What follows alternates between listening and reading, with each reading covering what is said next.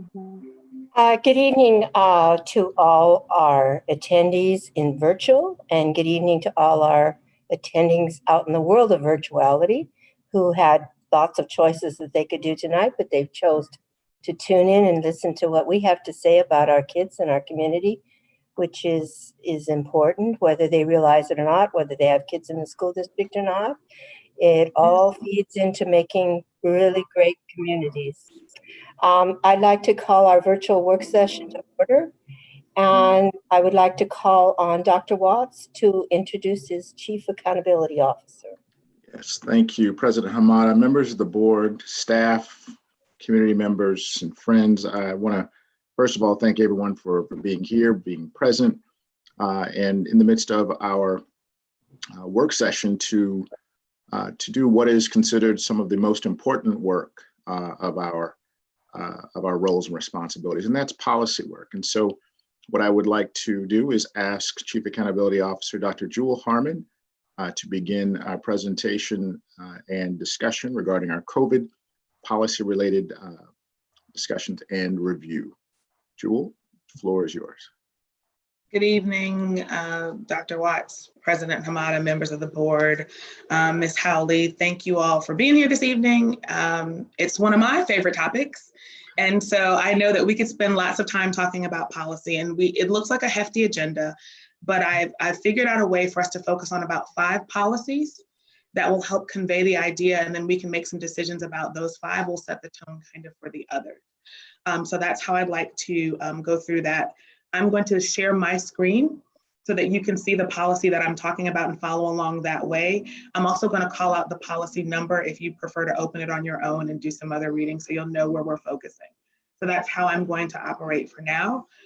Please let me know if that's not working or if you're not seeing something appropriately, and we'll figure out another way to move forward. So that's how we're going to operate. The whole kind of purpose of where we are right now is speaking to our graduation policies and our focuses on our seniors. So when COVID hit, WASDA and updated their model policies to support some of the waivers and flexibilities afforded under Washington State Board of Education and through OSPI.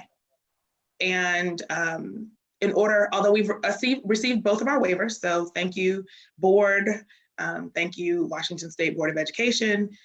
In order for us to align all of those pieces, policy is the last step of that. So legally, under the law of the state, we can do those waivers, but under the operations of our district, we really should have the policies aligned as well. So we've kind of checked all of those boxes in terms of the appropriate way to move forward. And so WASDA listed the model policies that should be adopted or changed to reflect these flexibilities and waivers. And as you see on the agenda, let me share the screen at this point.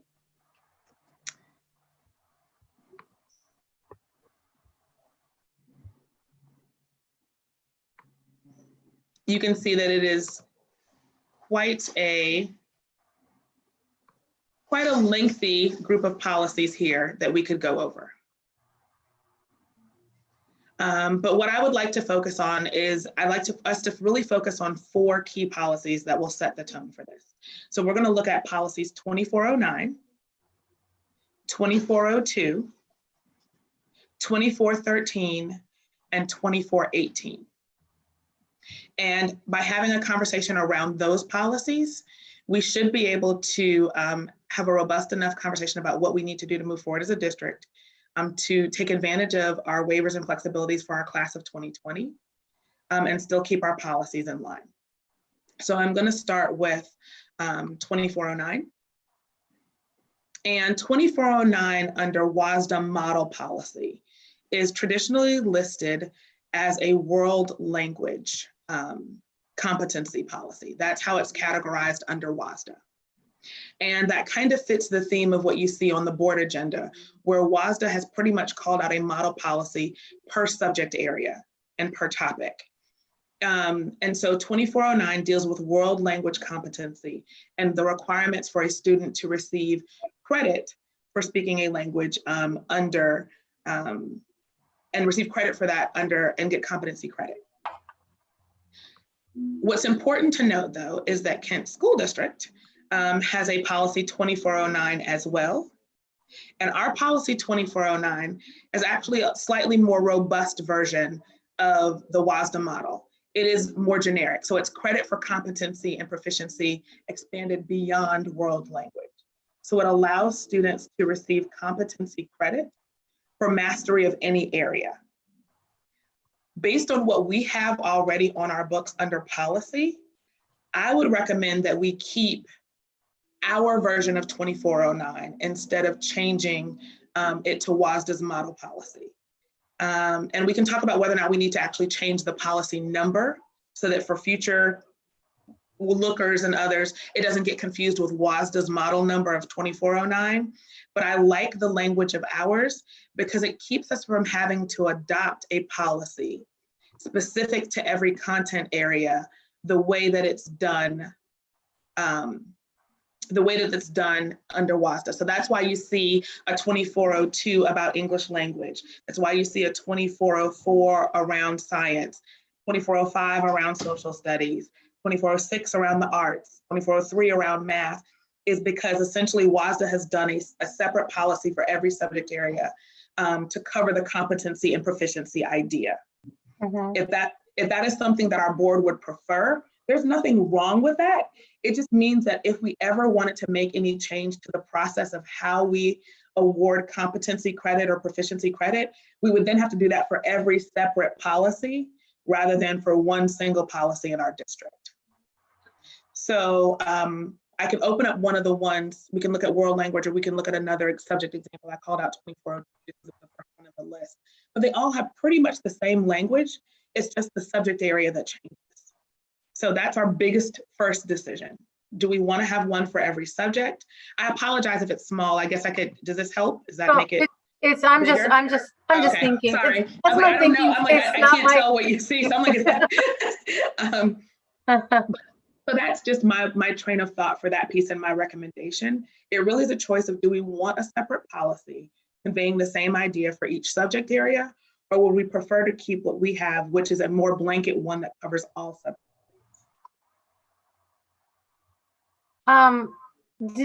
Do we know what other districts are doing? I'll admit, I read all this a while back when WASDA first posted it, and I saw that we had the 2418 already and all that we had adopted, which was important. I just didn't take the time yet to look at other districts. Are other districts doing this type of thing? Oh, absolutely. This is related quite a bit to graduation and the flexibilities offered under COVID and the pandemic.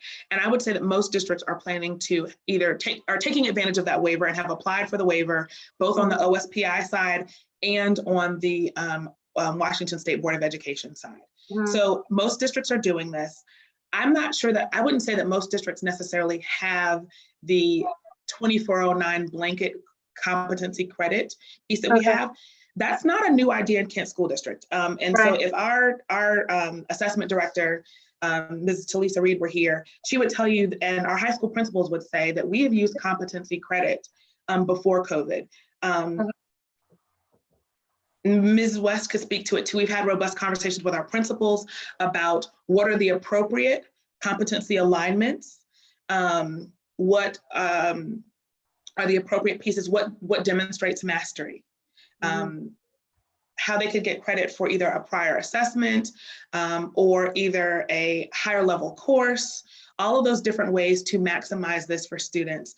And if had I been thinking, I probably would have invited Principal Carol Cleveland to talk about this. She is one of the biggest proponents of this, and it's probably more frequently used at iGrad than any of our other campuses. So this is not necessarily a new practice for Kent School District. It's just new the way that WASDA is calling it out. And I don't think that it's necessarily a new practice for other school districts. It's just becoming now a more flexible and more available. So it's not just non-traditional students that this would become a real pathway opportunity. Because of COVID, it's for more traditional students as well. Yeah, I mean, that's a lot of policies. Well, right, it is. And when I looked at it, I was like, well, technically, and I always try to present to you, whenever I present policy and it's reflective WASDA model, I try to present what's pure WASDA first, and then we can talk about changes we want to make. So when we're talking about what to put up here, I wanted to make sure that you saw what WASDA was recommending, what you would see if you logged into WASDA or if anyone else were pulling a model policy. And then talk about what we have. And that's why it really is a debate or a decision point of, yes, at the next regular meeting, not the 10th, on the 24th, you would then see a series of agenda items that would list all of these policies separately, if that was our choice, about every single subject area. Or we can just simply make a statement saying that we are not going to adopt those because we have our version of 2409, which allows competency credit for every subject area, because our 2409 policy does not call out any particular group. Now, if it is helpful to add more of the generic language of wanting to give students opportunities for mastery and using the exact language of WASDA to describe the process without naming the subject area, I'm willing to make that change if we prefer the general language. But I would really prefer that we not adopt one for each particular subject area. Because as a new requirement comes up for graduation, or a new subject area, or some other combination of something becomes invented or created or needed, then we need another policy saying, okay, well, you can only do it for math, science, social studies, and this. We didn't talk about this. So would you recommend adding language to this 2409, the one, because it needs to be updated anyway? I would, and I also wouldn't, I don't think this is something that needs to be limited to COVID. If you look at the WASDA model policy, so I'll go back to 2402 as the example, nowhere in the language does this say anything. So there's second page is just by default says where it's from. It's really just a page, it's not very long, but nothing in here mentions pandemic. It doesn't mention COVID. And so it's clear, at least at this point, it seems as if the idea of competency-based credit and proficiency mastery is something that is intended to exist without any particular end. So we can, like I said, we can use language that looks more like WASDA's model, but with keeping the intent that we're not going to have ours aligned to one particular subject area. And so especially this paragraph here that talks about students learning at their own pace, educational benefits gained by giving students the opportunity to demonstrate competency of skills, proficiency of standards, and mastery of concepts. And we can talk about that being across all areas of their learning. I'd like to, I think your idea is great. I would like, if it isn't too much trouble, to have an example, let's say in English language arts, of something that could be considered as a competency level requirement. I know it's going to vary, but I would just kind of like to understand that just a little bit better. So this is very difficult to do when you're navigating this in a virtual space, because I have several documents opened up because I knew something like that was going to come up. And we have, so our assessment team under the direction of Ms. Reed developed and worked with our principals to develop kind of a graduation pathway toolkit under COVID, and where they aligned and had conversations about the types of credits. And I'm actually scrolling through the document right now. It talks about course equivalents that could be used. Hold on just one second. I'm looking.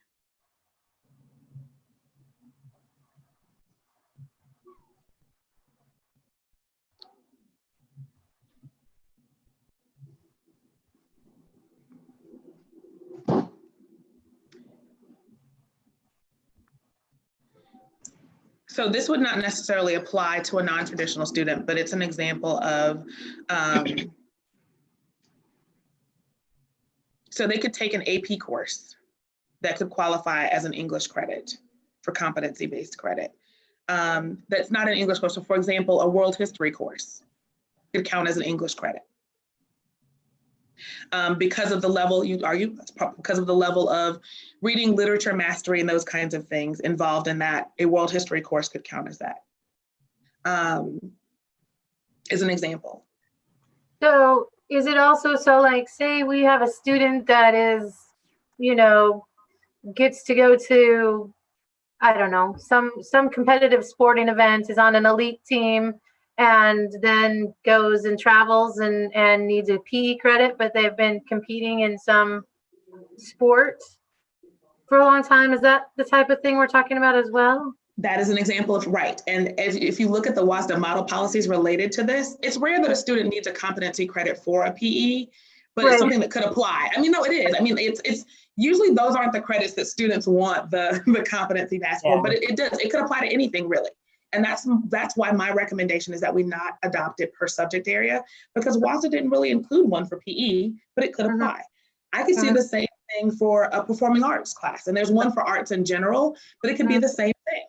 So there are opportunities for students to receive credits under this without naming specifically what it is. I can share with you, and I will share with you, the document that principals and the assessment team have been working with, and counselors have been working with, to show all of the pathways and competency credits that students can use. So you'll have that in detail. But they really worked on a really robust plan. Even before COVID, we were having conversations about, to what end, what constitutes mastery, what grade constitutes proficiency and mastery, and all of those pieces. And I'd say that we reached consensus among the team. So we have operating procedures that all agree with, to the benefit of students. And it was nice that we'd had some of those conversations before COVID, because it made a little bit of that easier.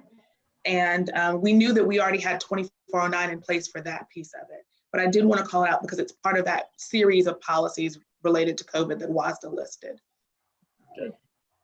So do I understand, Dr. Harmon, I agree with you totally on, I don't think we need to list all those policies, and we may need to tweak this general policy, and we don't really need to cut COVID. I get all that. I just want to make sure, if this is our current policy, and you're telling me you have a list, that they've developed a list that's pretty consistent to match up with whatever they need to qualify in those areas. It's not just a group of people making a decision. We have actual steps that we're kind of following for that. It's not like an opinion of several people that think that's okay, but we actually have that written down somewhere, right? Yeah, so there actually is a document that I will send you. I'm actually looking at a PDF document that I can send you the link to, and you can have as well, to see. It's what they've been working. It's actually what counselors, I would say high school counselors of seniors, have been heavily working towards, to ensure that everyone has maximized all of the opportunities that they have available under waiver and all of that, to be ready for graduation under the class of 2020. So this is a working document that we're living. This is not an opinion of, oh, I think yesterday I counted this, but I don't remember what I counted yesterday, so today I'm going to count these things. It actually is a document that could be referred to say, these are the alignments, these are the steps, these are this, and it's afforded to all students. So there's not a debate about who it applies to or what type of student it applies to or any of that. It's open to all. Yeah, and I think we actually talked about that in 24 Core a little bit. That young lady was there, and I just want to make sure that whatever we're doing, and you're saying there is a document to back.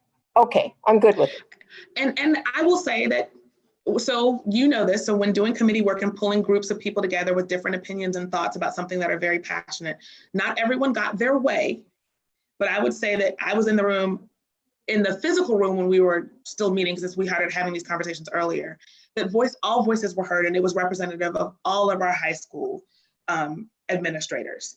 Our academy schools and our traditional schools were part of that conversation when we were talking about this. So do we know how colleges sort of view this kind of a policy where, particular, credits are not afforded because we have such an open-ended? So it's hard to say how a college would receive that. So when you see the document, when I send you the document, there's even language in there about communicating with parents and letting them know that at the end of the day, we don't control what a college will accept or review. And that's something that you should consider when making these decisions of what's so important in the college, because different colleges require different pieces of information. But I would say that what this pandemic has done for all education institutions is have them reconsider what ready means and what the boxes and steps that need to be checked to be ready.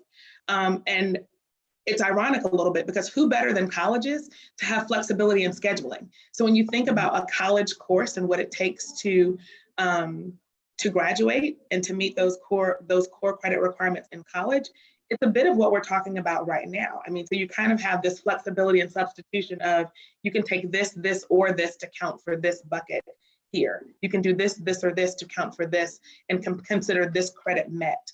And that's all we're really offering to our students under this. We're saying that, yes, you need to have a certain number of English credits. You need to have a certain number of math credits. However, what constitutes a math credit could be any type of this course in this list here. And that allows a good opportunity for students who may need to think about math in a new way. So I guess, Dr. Harmon, yeah, I think it would be really important under maybe the procedures that we do speak about that. I don't know how exactly we would word that, but I think it would be important to kind of put some responsibility back to our families, not so much on the district. At least awareness, because we don't. Yeah, awareness. We've learned in this that, right, we do not have any control over what a college will or will not accept. Yes. We always try whenever we're making these decisions, and there were some robust conversations about what the university system in Washington State was doing and what their thoughts were. And they've developed some agreements under the COVID pandemic to not, to do no harm to students for the changes that needed to be made. Right. But we can't speak to how long that will last. Exactly. I've been continuing to push, even in some other conversations, that they've made quite a few provisions for the class of 2020. We're going to need provisions beyond the class of 2020 because all of our high school students were impacted by this, not just our graduating seniors. Right. So what I'm, so do I hear you saying that, I mean, I've had the benefit to go to 4 different universities and take classes. And when you're bringing that up about putting more language in it for our parents to make decisions, are we expressing that because some of the more difficult colleges to get into and to perhaps get degrees out of it are going to be much more stay the course with rigor on exactly what they want, and they're not going to make any exceptions, and people need to be aware of that? Is that what you're speaking to? I would agree. So some colleges are more competitive than others, and it's not necessarily about prestige. Some of it is just logistics and space. So if there's not infinite space, they have to have some way to decide who is going to participate and who doesn't. And we can't control. So for example, even pre-COVID, under Core 24 in the state of Washington, right, we still as a state require fewer credits in math than some colleges do of their expectations for incoming freshmen. So knowing that, it's always been a thing that parents and families have had to be aware of. I think that it doesn't hurt to add that language. And even in the letter home to parents that was suggested as draft communication, it said, please be advised that while this is fully allowable and appropriate for your student, you need to be aware that this may have some bearing on their post-secondary journey. So what I'm hearing as consensus is that we're okay with making a modified version of 2409 to include more of the language around WASDA about the importance of the learning pace and some of this language here that I'm kind of highlighting, if you all can see it in this paragraph, to our 2409. And then having one single policy that speaks to all subject areas for our students and not adopting one for each subject area. Does that seem like I'm good with that? Okay. Yes. I'm good with that. So I will work to get you a draft to review and don't respond to, so that you'll have some awareness of what you're going to see on the 24th meeting on the agenda. So you'll be able to see that beforehand. So that's what will show up there. So that's great. we have 2 more to go. So on that list, we only have to talk about 2 more policies. So that takes us to 2413. So 2413 is something that we do not have, and it's related to this. We do not have a policy per se as spelled out about equivalency credit opportunities. So kind of in a way where students can get a 2-for-1 credit. So I'm looking at 2413 and what it allows under the WAG. And it talks about how students can take certain courses under CTE and others and get dual credit. So it's a dual credit opportunity for students. They can take 1 course and satisfy 2 credits. So it provides the list of what, not necessarily the list of courses, but the list of requirements under OSPI and where they count. So this is something that, again, is outlined in the document that our staff have been working through.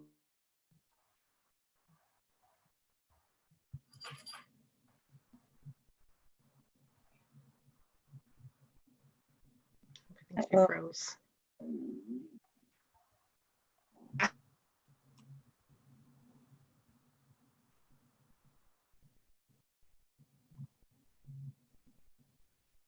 Happens. It does happen, yeah. She may have to come back in Mhm. because she's sharing. This happened to me. Yeah.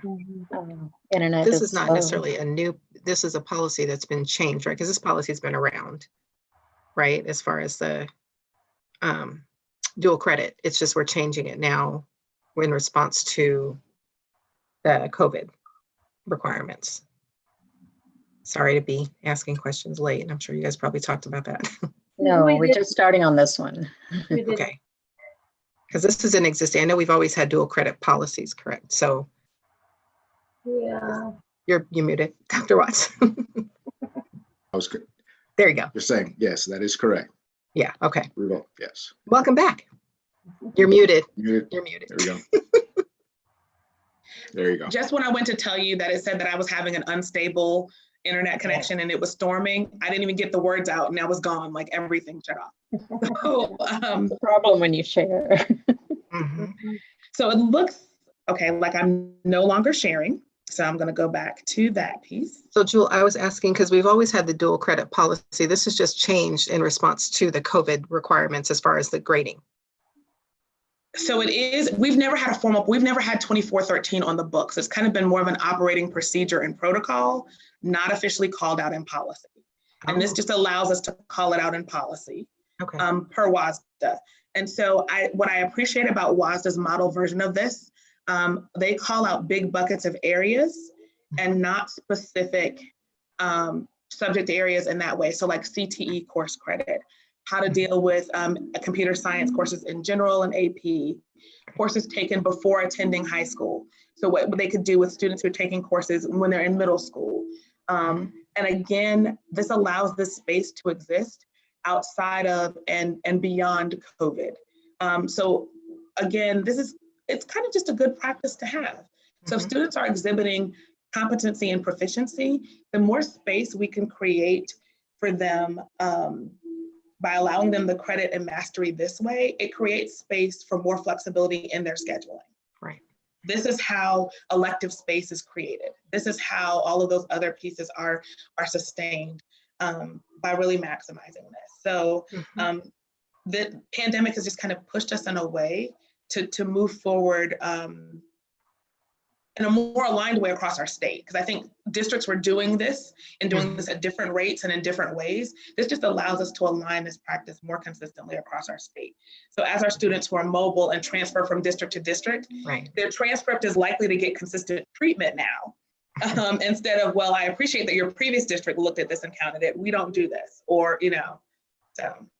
Yeah, we did have, I know we had dual credit when the Core 24 came in. I remember that, but it's embedded in other policies. So Right. I see what you're saying. This is calling it out because we did have inconsistencies with CTE and not applying that as dual credit and the nursing program. And Right. yeah, Okay. So this is just calling it and says, so if anyone ever has a doubt or has a concern or a question about where we're standing as a district with allowing competency-based credit and dual credit, this is where that stands. I agree that we need to make sure that the policy is clear so that the things that we've aligned out and that we're using as operating procedures right now are listed in procedures so that as we move forward, even outside of COVID, we can continue to operate that way. And then it allows consistent practice, at least in KSD, for other high school students that aren't seniors right now. So when we utilize these policies, do we track that in graduation rates and graduation data? So we don't track which students are receiving. We haven't tracked which students are receiving waivers or flexibilities of credits in that way. It's the total credit. So from a state perspective, credits received are credits received. This time around, we've been having conversations about keeping data differently because although OSPI has not asked for anything different in advance yet, we know that they may come back later. So we are keeping, we've created a process for how to catalog some of this data on our own so that if someone asks, or if OSPI then asks for some of that, we're able to share and count. But from an OSPI technical perspective, as it relates to graduation rate, these students are not counted any differently. It doesn't appear any different in any other way. They have met all requirements to meet graduation under the rules of the state and under the district. Right. So if we've been doing this dual credit for a period of time, I'm curious why when we had a lot of our core 24 conversations and other community conversations, the kids were trying to put more electives in their schedule, but the ones that were trying to get a lot of the requirements in said they had relatively little flexibility with their schedules. So is that because they were not aware of this dual credit?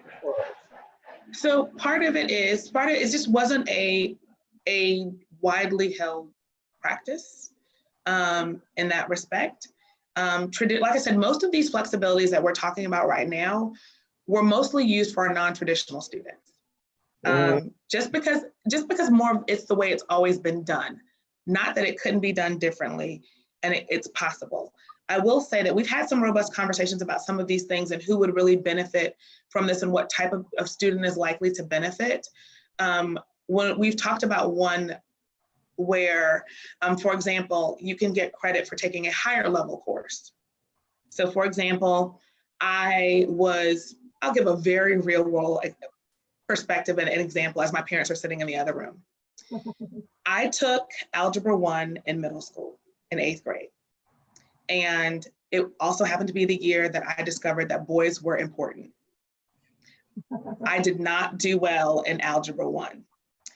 And my parents made me take Algebra 1 in summer school. I got a D. I felt like I passed and I could get by. They did not agree, but they made me take it again in summer school. Had I gotten myself together and taken Algebra 2, because I got a D, so technically I could take Algebra 2 freshman year. Had I taken Algebra 2 and was successful in Algebra 2, under this type of thought process as we're thinking about this, I would have been able to get retro credit for Algebra 1.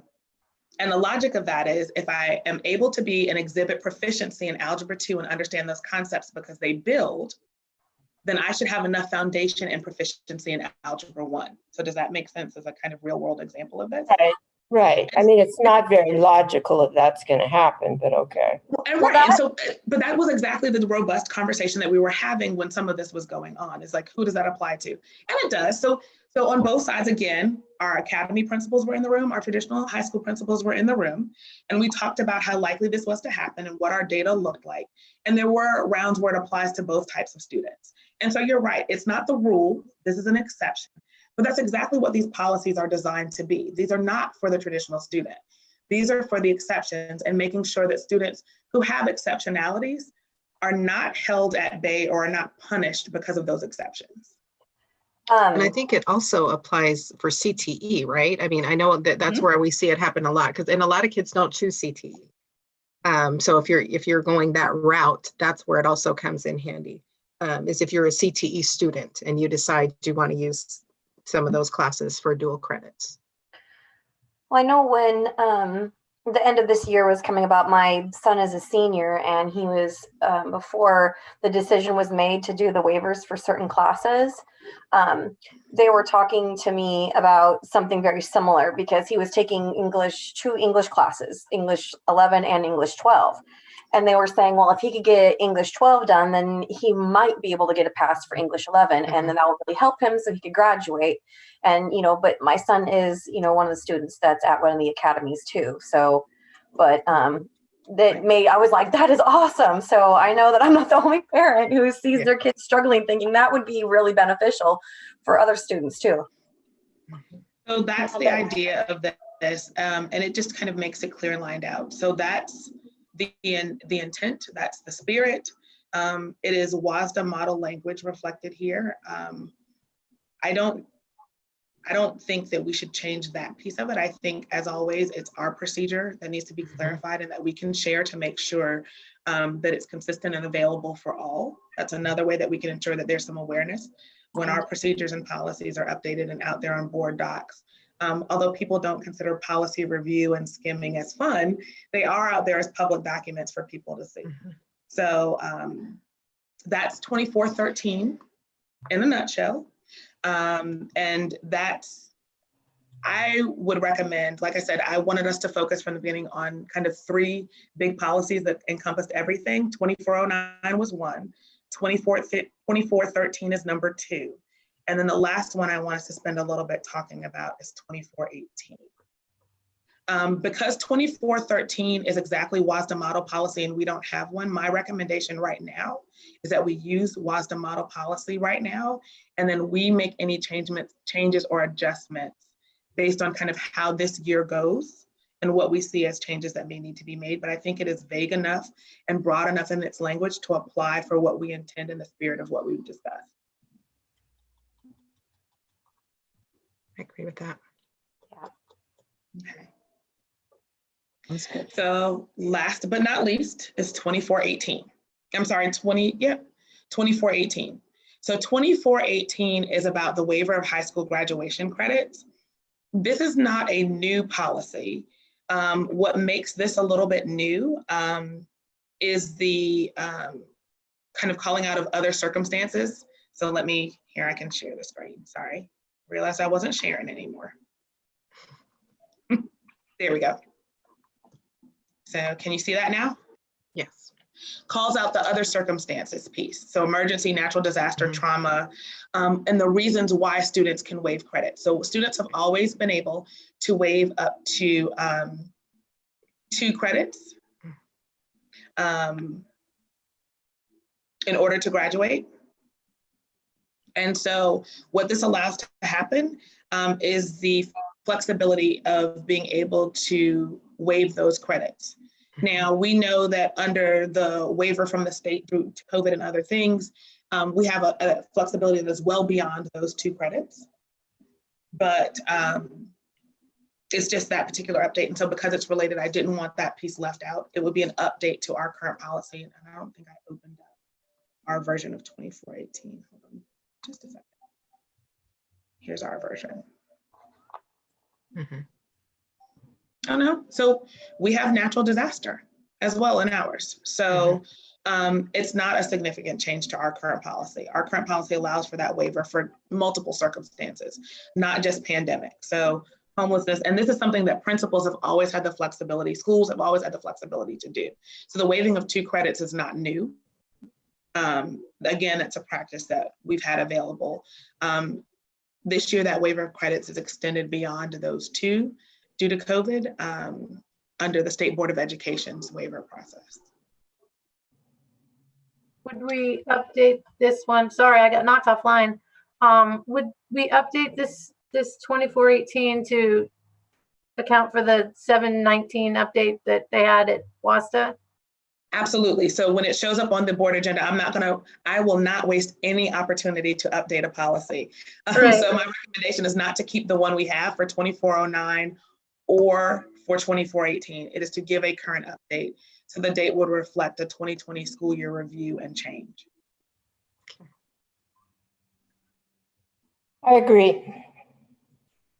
So believe it or not, although there were quite a few policies listed, when you take away the subject area specific ones, what you're left with were the ones that we've covered. 2409, so competency and proficiency-based credit, equivalency credit, and waiver of high school credits for graduation. It's just 3. So you have managed to look at all of the COVID-related policy changes that need to happen in 40 minutes. Even with some technical your work is done. That's impressive. So, yeah. Congratulations on that piece. I did hear consensus about what needs to be done and what changes we need to make. And my commitment is to try to get drafts to you all so that you will have that. You can't respond to me, but at least you can be aware of the draft that you're going to see on the agenda on the 24th. Okay. And with that, I believe the other technical agenda item was here about you all having some discussion, I think, about your policy work, but maybe I misunderstood. But either way, that is the conclusion of my portion of this meeting. Thank you, Jewel. Thank I hope you. your parents are well. I hope your parents are doing well. Yeah. Thank you, Dr. Harmon. Okay. So what else were we going to do in this session? Well, Director Vengadassalam and I have met a couple of times and had some discussion about policy work in the 4000 series and the 6000 series. So not really much to update since the last time we met. We just got a little more work done. Yeah, I think the same for President Hamad and I. So we have, we still have the few that have been done, but we have not reconnected since the last. There's no update, so we have to do that soon. Yeah, and we're going to be actually going back and revising one that we just revised. Yeah. We've had great conversations. I know that. Yeah. Right. Mm-hmm. Yeah. So we're trying to combine it into a folder so that we can start keeping track of, you know, how we want to suggest changes. And well, I don't know, I'm hoping to, at least on my part, work on Saturday on the essentials. Yeah. Mm-hmm. And we'll start with the 4000 and the 6000. So we'll be done by June 30th. That's a drop dead timeline, right? Okay.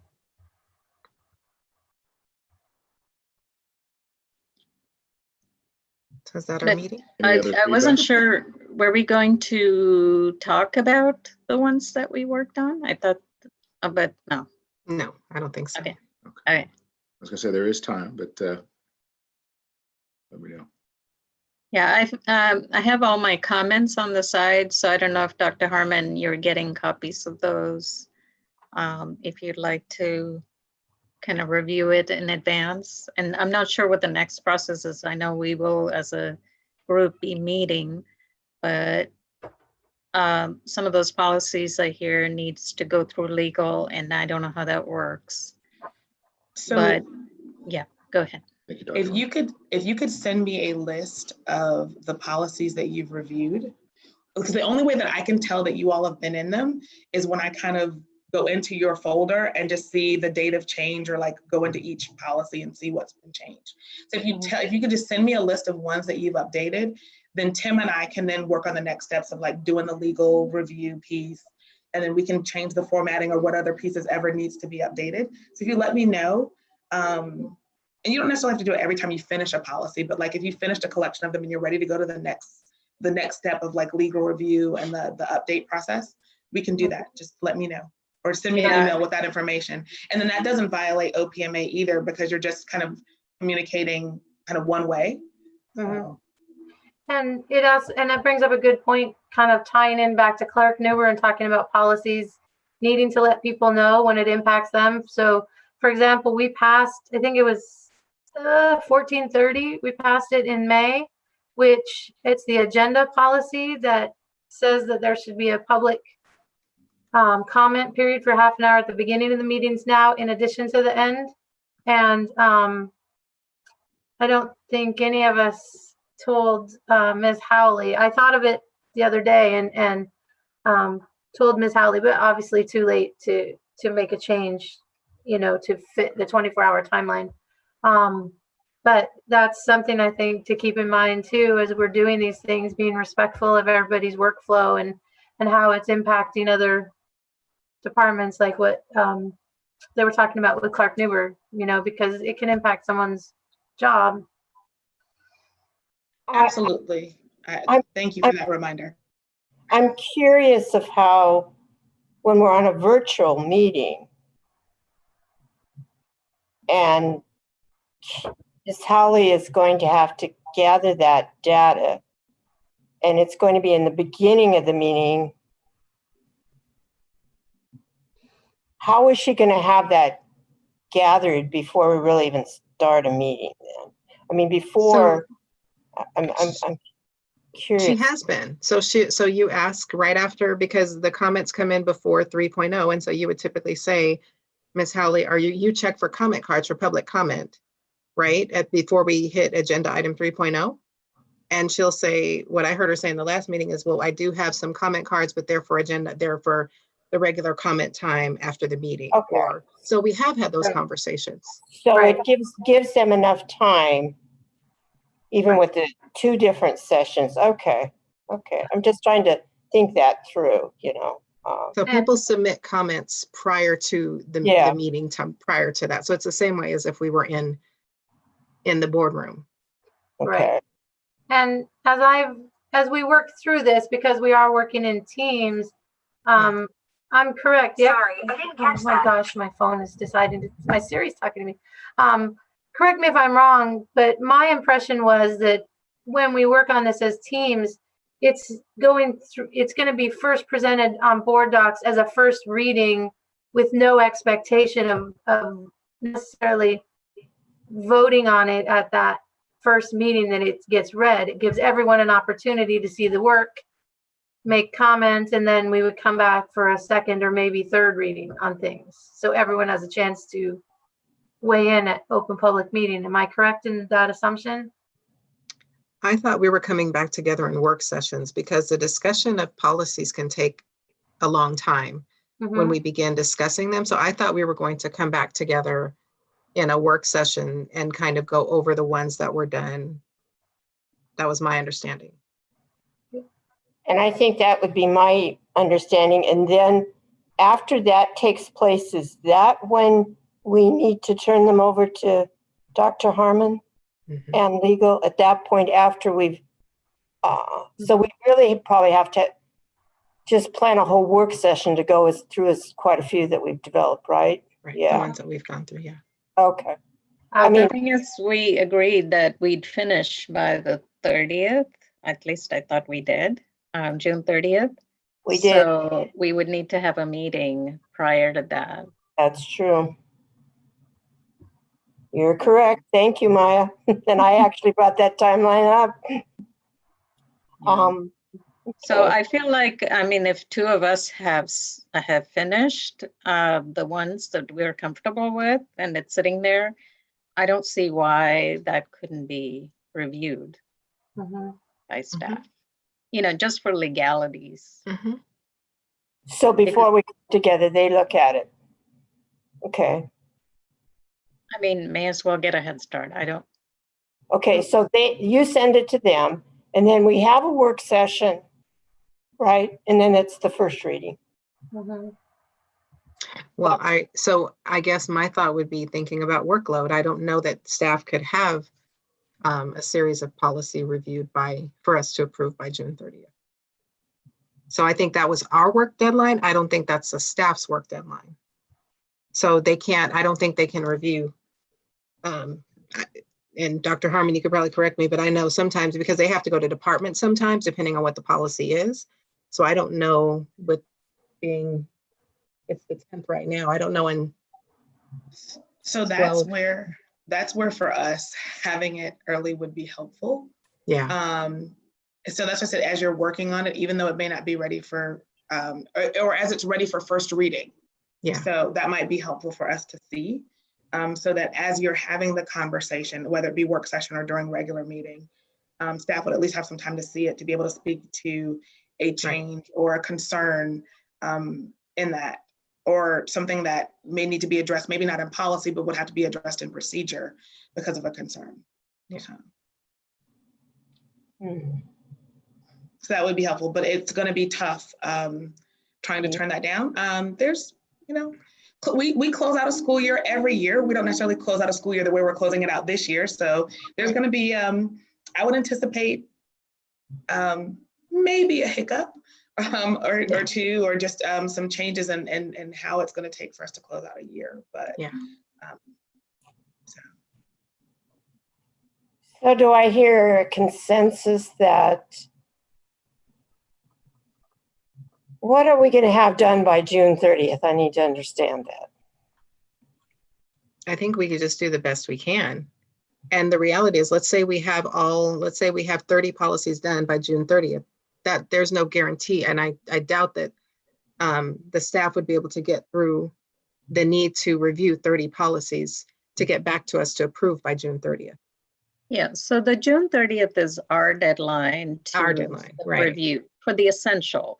Right. But if we are done, why not have staff review Absolutely for legalities? So that's all I'm saying. I'm not saying we'll go into first approval, first reading, but we may be able to on some of them if Dr. Herman and Mr. Reynolds are finished with them. I don't know. Yeah. So if we're on the 10th, that means between now and the 30th, we have to have a work session, right? Was the goal to have the policies, well, that's maybe the question. Was the goal to have the board finished with their review of the policies and given to the district to finish? Or was the goal to actually have the policies go through the readings and approved by the 30th of June? I guess maybe that is where the clarity needs to exist. It's the former, but I guess I'm saying if we can, why can't we do the first reading? You know, if Dr. Hartman. Oh yeah, for sure. If it's possible, absolutely. So we don't have to have everything first reading by June 30th. Yeah, I can't see that as possible, but yeah. But I need to know what needs to go on the calendar between now and June 30th, and that is a work session, right? Yeah, because we said that the June 30th, we would come together and we made a commitment we would finish. So we'd have to have a discussion, I would think, on those policies. Right. So that's really what I'm saying. By June 30th, we would finish, but we do need to come together to talk about those policies. Otherwise, we're extending this time period again. Right. For another month. June 30th is a Tuesday, I think. Wow. So we will schedule a work session before June 30th then, right? It's on my to-do list. Or right after June 30th. Yeah, but that week that contains June 30th, although well, that's for the holiday weekend. I mean, yeah, just the holiday weekend. saying, I don't know what people. Mm-hmm. But if we have all of them at least done, or as many as we can done, then we could get started on just the review part. Okay. Got it. And I just put it, when just as our example, we just put it into a folder, we both review, and we can just share it with whoever, Dr. Herman, you wish, and then, you can take it from there, from that folder. As we're finishing, we're gonna put things into that folder, and you just grab the folder. Okay. Okay, so we can create the same, so that, because we have some that we've been through. So we can just do the same thing. So I'll make a note to do that. Yeah, and then just touch base with our teams to schedule times to talk and work through and all that good stuff. So I'm circling back, and I'm saying that either the week of the June 30th or the following week, when we have completed how many we can get through, we will be coming together. And even during that time before that, you can put it on a folder and share it with staff, right? Do I hear that? Yes. And everybody's agreeing that we're going to do a work session on this. We're going to put it on the calendar, right? Yes. Okay. All right. And yeah, we did say we will finish reviewing essentials by June 30th. Okay. Reiterating. Mhm. Don't Thank work you. on that timelines. I don't. Yeah, that's what's been in my head, so. Absolutely. That's what was said. That was what Leslie said. Mhm. So I've got to corral somebody here. So, we've got 5 more minutes. Let's see. Can we go ahead and adjourn the work session? Yep. Are we ready to do that? And this work session is adjourned for an executive session to discuss the qualifications of an applicant for public employment and to discuss with legal counsel representing the district litigation or potential litigation to which the district is likely to become a party. Okay. So we are adjourned in this session. Right. So we've got to wait for the breakout rooms to go into executive Yeah, session. I'm going to run and corral some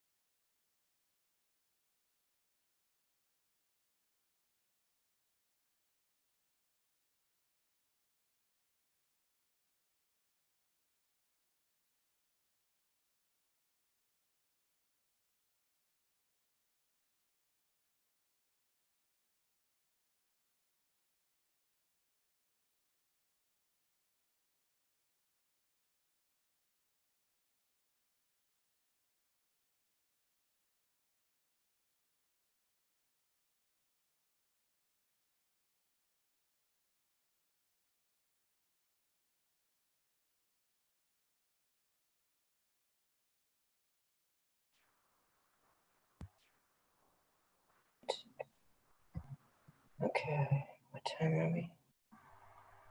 6:59. Okay.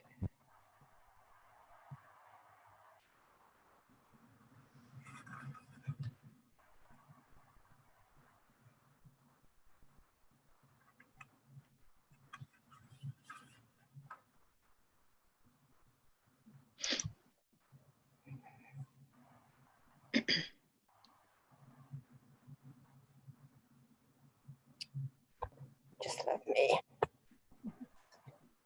Good evening, and I'd like to, at 7 p.m., I'd like to call the regular meeting to order.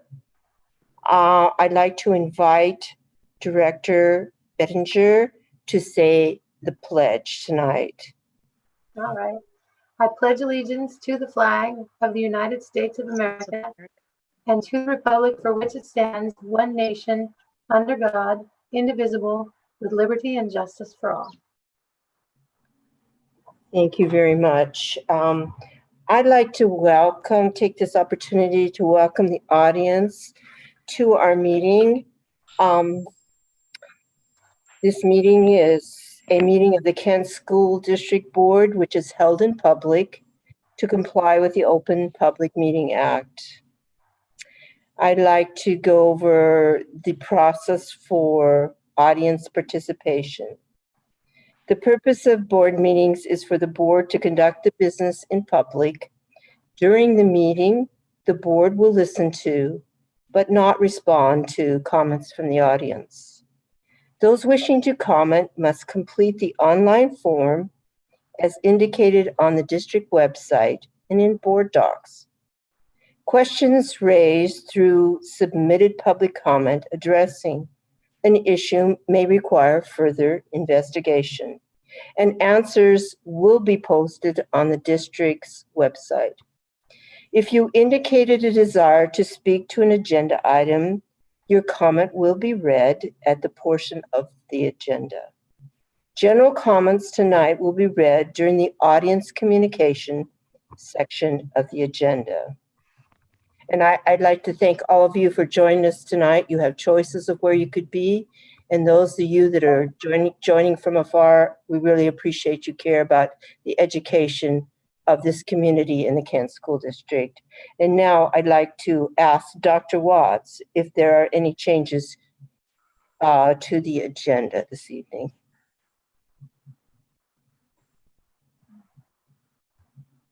There we go.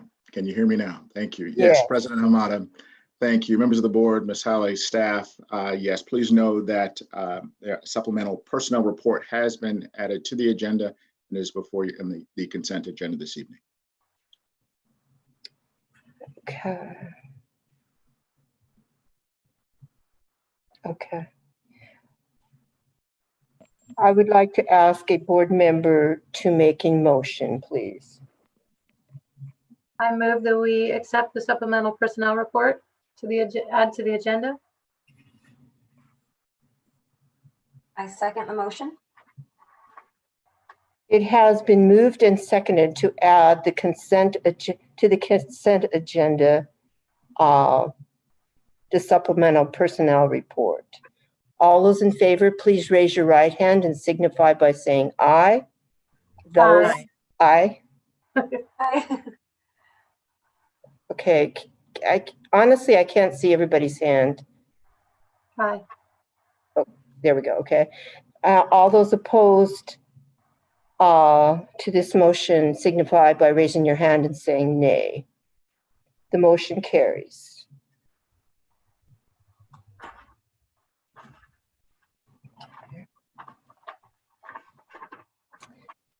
We are now on to 2.01, and that's the superintendent report. I'd like to call on our superintendent, Dr. Calvin Watts, to give his report. Thank you again, President Hamada, members of the board, Ms. Halley, staff, and community. I am honored this evening and certainly pleased to provide the most recent update of what has taken place in Kent School District, specifically in several key areas of what are our core business of teaching and learning, with an emphasis on learning in 2019-20 school year. As we draw this year to a close, I'd like to pay particular attention to our most important learners, leaders, and customers, our students. And regarding the class of 2020, this Friday, June 12th, marks the last day of school for our seniors. And that's a significant accomplishment, certainly for those who have been with us, whether it's for 1 year or since early learning or kindergarten. Grades for all students will continue to be entered through June 26th, 2020. And that's based on our current agreement with our labor partners, as we've discussed in part this evening. What we do know is that at this time, our data shows more than 1,600 of our 1,858 students in the class of 2020 are ready to graduate. We anticipate this number will continue to increase as we apply the flexibilities that are available for our students due to our COVID-19 closure waivers, again, which we have shared with you and will continue to discuss moving forward. On Monday, June 8th, this week, Seattle-King County Public Health released revised graduation guidance now that our county is in phase 1.5 or modified phase 1, where there is slight reopening of certain businesses and facilities. The new guidance addresses drive-through with individual graduation ceremonies, and it specifies the need for districts to ensure the following. In the event of these types of celebrations, students and their household members may arrive in waves. So not all at once, but in waves. They must keep physical distancing in mind and certainly adhere to our social distancing guidelines and requirements. Additional traffic control measures and safety staffing during these events needs to be in place for our large classes particularly. We also need to strive to host inclusive events for guests who may not be able to attend in person. We must not have any more than 5 people at each ceremony. That includes the graduate themselves and their household members, school staff, and photographers or videographers. And there should also be no person-to-person contact. Now, as you know, these times have caused unprecedented changes to our practices and procedures, but we will continue to work very closely with our high school principals as we have, and I will, just a personal point of privilege to say thank you to our principals, to our building administrators, particularly at the high school level, those who have really worked incredibly hard to lead through this challenging time and to make sure that it is meaningful for all involved. They've remained committed to making these events celebratory for our students, not a rushed drive-through experience, but really a true celebration. Students and families, we want you to please stay tuned for more updates as we finalize plans and ensure that we are meeting, again, the latest guidance to ensure the health and safety of all those who are going to be attending. Now, regarding reopening, it's another hot topic and one that we are continually discussing and planning for and refining. Reopening for this fall and community engagement. We are also in partnership with OSPI. In the month of May 2020, OSPI convened a stakeholder work group to inform recommendations and guidance for school districts as they plan for the reopening of Washington schools in the 2020-21 school year. The broad work group consisted of more than 100 educators, including education leaders, elected officials, community-based organizations, families, parents, students, and community members themselves. OSPI expects to publish their first of several reports very soon. That would include the work group's recommendations, and we are expecting to receive that by the end of this week, Friday, June 12th, 2020. But in the meantime, in the coming weeks, we will take the OSPI guidance that's combined with our own, including internal recommendations from staff were led by a fall reopening committee of Kent School District leaders. The results of our thought exchange survey from over 1,800 participants who shared their ideas and wants or needs or desires, including parents, families, staff, students, and community members. That included 2,712 thoughts, individual thoughts. And those thoughts can be rated based on priority. And that included 76,500 ratings. And additional feedback from stakeholders in future virtual meetings will all be part of our common practice. And because of that, more information will be coming to not only develop and help release our 2020-2021 Kent School District Fall Reopening Plan. For any parents, guardians, staff, or students who do not have a chance to participate in our thought exchange, we have also added a new 2020 COVID-19 closure section to our climate surveys. So the feedback from 2020 climate surveys this year will help provide guidance, further guidance, certainly on areas to focus on for next year. Those thought exchange results should be posted by end of week on our Kent School District website. Now, regarding learning and student engagement, one example that occurred for me this week, one of the great opportunities that I have during a normal brick and mortar classroom setting in our schools is to visit classrooms, to see the work that's taking place, the engagement, the relationships that are being established between our adult leaders, teachers, educators, and our students. We are in different times, and that means joining a class must be done virtually. And so I was able to join and drop into a second grade class, one of our elementary schools, Meridian Elementary School, this past week. And it was an amazing experience to see the learning taking place, the engagement taking place in the midst of our incredible challenges. But for all of our students, for over 3 months since March, students and families in our Kent School District community have been directly impacted for this experience of what is, no short statement, is an unprecedented pandemic, which may impact their mental, their physical, or emotional health, and may create trauma for many of our students and our staff and families. And on top of all of that, I also know that the impact of what has occurred most recently in our nation and has impacted not only our country, but really the world. The recent killings of Ahmaud Arbery and Breonna Taylor and George Floyd. The response to those killings locally and nationally is having a certain effect and impact, not only on our students, our families, and our staff, and our entire community. And for that, I want to say thank you. Thank you to our students. Thank you to our students who are using their voices to stand up for racial justice and to demand to be seen, to offer solutions, to peacefully participate in demonstrations virtually and in person. I know that one is taking place and scheduled to take place tomorrow.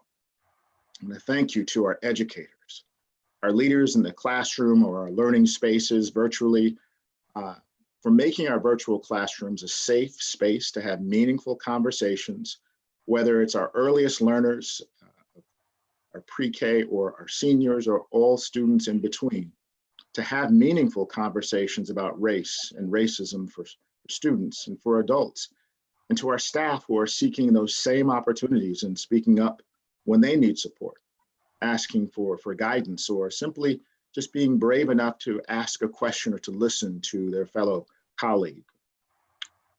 And sometimes just time to grieve the process that we all may be going through in our own very special ways or unique ways, and as Team KSD colleagues.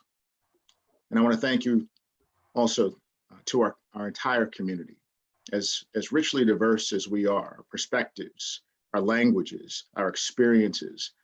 This time is an incredibly important time for us to come together, to lean on each other, to lean in and to listen to one another, to support our students, our families, and staff of color, are listening, learning, and being open to what may be some new conversations for some of us, or perhaps not so new conversations, but maybe having them with new individuals or in engaging in new ways. That certainly can be challenging. In fact, learning itself is a disruption. In order to learn, we must unlearn what we've known previously. And that's one way that we're going to be better. And as I've shared before, we remain committed. We remain committed to our diversity as the 5th largest school district in the state of Washington, the 4th most diverse, as we committed to our equity work that is spelled out in word in our policy, but indeed in our actions that should show through each and every day. And we will be better. And our inclusion work to make sure that every layer of our organization top, down, and out, individuals within our richly diverse community are included at the table when we're making decisions, included at every level of service and support and leadership within the organization. I want to be clear that this work is not supposed to be easy. And we cannot simply check the box our way through racial equity work or simply solve these social issues with a policy or a procedure alone. This work is ongoing. It is iterative. It's individualized. It's personal. And because it's transformational, it's going to be hard work. It's a heavy lift, and we will all need to change in some way. And because of all of that, it will take time. So I just want to acknowledge the learning, the support, commitment to the work, even in these final 2 weeks of the school year that I see throughout our district. I see you. I hear you. And I want you to know that we are in this together. Please stay healthy. Please stay safe, and know that these words are more than just words, but that concludes my report for this evening. But our actions will continue, and I will be happy to answer any questions you may have during the board report and discussion portion of our meeting agenda this evening. President Hamada, that concludes my report. Thank you. Thank you very much, Dr. Watts. We're moving on to 2.1 or excuse me, we just completed that. We're moving on to 3.1, the legislative update, and I'm turning to Director Venkatachalam for that report. Okay, thank you very much. I don't have a whole lot other than what Dr. Watts mentioned. So a couple of things that have been pointed out for WASDA is the OPMA proclamation that no longer district actions are to be necessary and routine. So that is one big change. The CARES Act funding is being reviewed by our finance management folks and meeting at the Washington State, and has not yet been released to school districts. So OSBI is working with OFM staff to build understanding about the need for districts to access the funds due to the costs incurred by the districts in responding to COVID-19. So the other big item that was brought up was the Nutrition Services Director with OSPI. She shared some information and resources via PowerPoint with members to help our districts navigate providing meal service now and in the immediate future. And they brought up that the school districts are serving over 2 million meals per week on average, indicating a significant lift that districts are carrying to support students and families. So a couple of things have happened. Of late, the school districts in certain areas are required by law to provide summer meals. So that's a question. You know, how are our districts going to be providing that? And there's a lot of planning that goes with it. But they're also encouraging, WASDA's encouraging that the district should consider how to support our community nonprofits providing meals, especially if they chose not to provide meals themselves. One of the things that came up, and I'm hoping we'll get more information on that, some of our constituents were asking about the PEBT, EBT card that's loaded with funding and to provide meals over the summer. It's not a district initiative, but certainly our district will be partnering with our community organizations to make sure that that information is spread far and wide to our families. And then the governor's graduation video, including the special guests and celebrities, is available for districts' use in graduation ceremonies. So that was mentioned. Let's see. So the reopening of schools, of course, that we'll know, I believe, on Friday.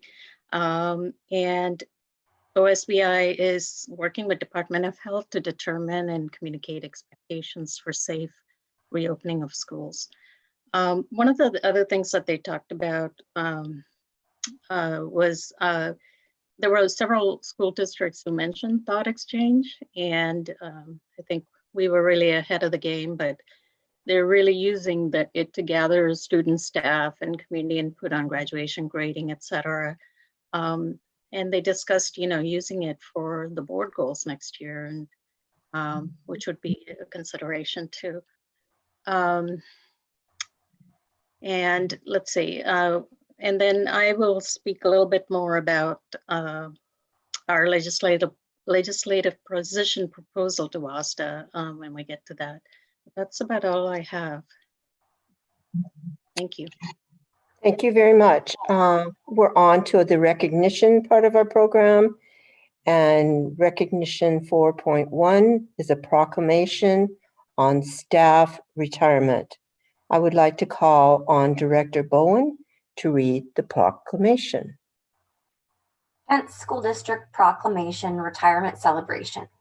Whereas Kent School District is celebrating its employees who have retired and commend them for endeavoring to teach and prepare our next generation of young people.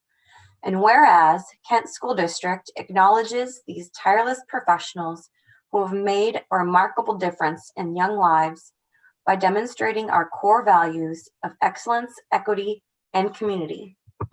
And whereas Kent School District honors these employees for the dedication and hard work they provided to students and families over the years, and understands the significant role they played to help carry out our mission of successfully preparing all students for their futures. Now, therefore, be it resolved, the Kent School District Board of Directors proclaims June 10th, 2020 as a district retirement celebration and wishes our retirees happiness, peace, and success in their next phase of life. Signed this 10th day of June, 2020. Yay. Thank you very much, Director Bowen. And if you can find all of that, you'll find the pot of gold. So I do, I do wish you all the very, very best. And thank you for all you've done over the years, for all these wonderful children we have here. I'd like to move on to 4.2, and that is Employees of the Year. And I'd like to call on Dr. Watts to introduce the Interim Chief Human Resources Officer. Thank you, President Hamada. At this time, we are pleased to always recognize our employees for the great work that they do. And I will take this opportunity to introduce Tim Reynolds, our Interim Chief HR Officer. Tim, thank you for the presentation today. Thank you so much, Dr. Watts, President Hamada, members of the board, Ms. Howley. I have the distinct pleasure this evening of presenting our Employees of the Year to you all. It's unfortunate that we can't do this in person because it's such an amazing honor to just be able to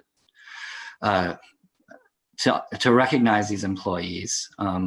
And so, Ms. Howley, I wonder if you can pull up our PowerPoint presentation related to this so I can properly recognize everybody.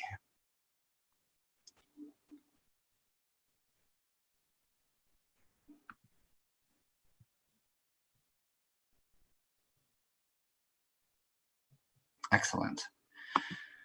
Okay, I'm juggling a few things here. Hopefully I'll be able to make it through this. Again, we want to recognize our Employees of the Year for the 1920 school year. If we can move to the next slide.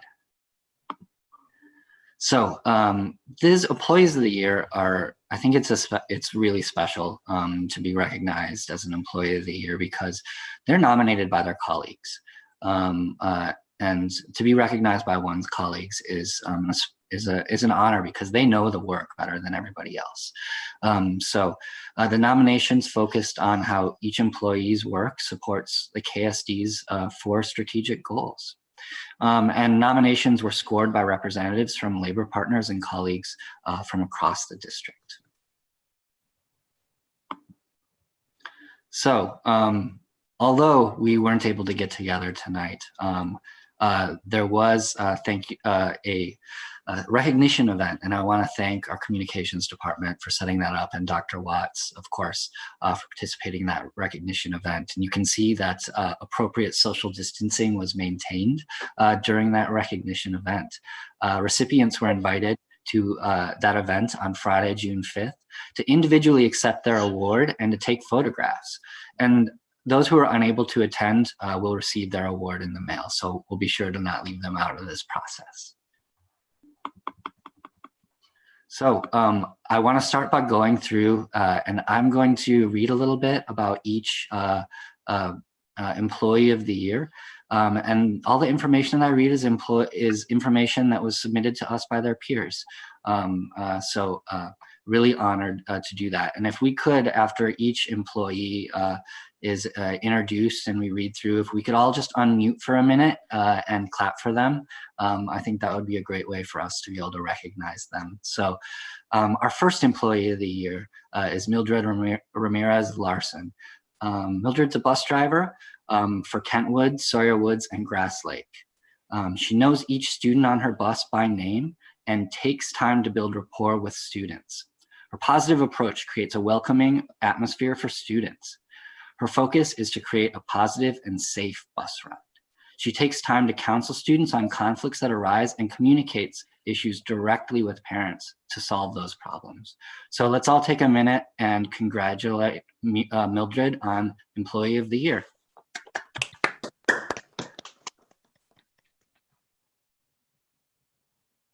Thank you so much for serving our district, Mildred. Our next Employee of the Year represents our custodial staff. This is Ken Hoyle. Ken is the head custodian at Sawyer Woods. Ken is known by building staff as an outstanding custodian and advocate for children. He builds relationships and will go above and beyond to help. He set up a lunchtime green team to keep the lunchroom flowing efficiently and to prevent waste and to promote recycling.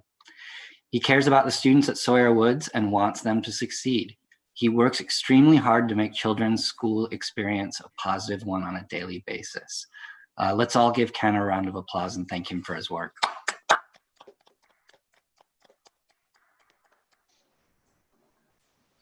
Our next Employee of the Year is Mike Williams.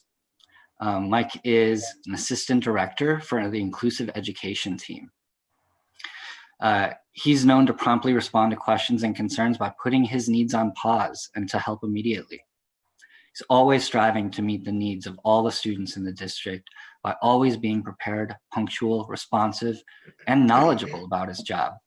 He's able to build positive relationships with staff and families, and he makes sure everybody feels valued. So let's all congratulate Mike on this honor.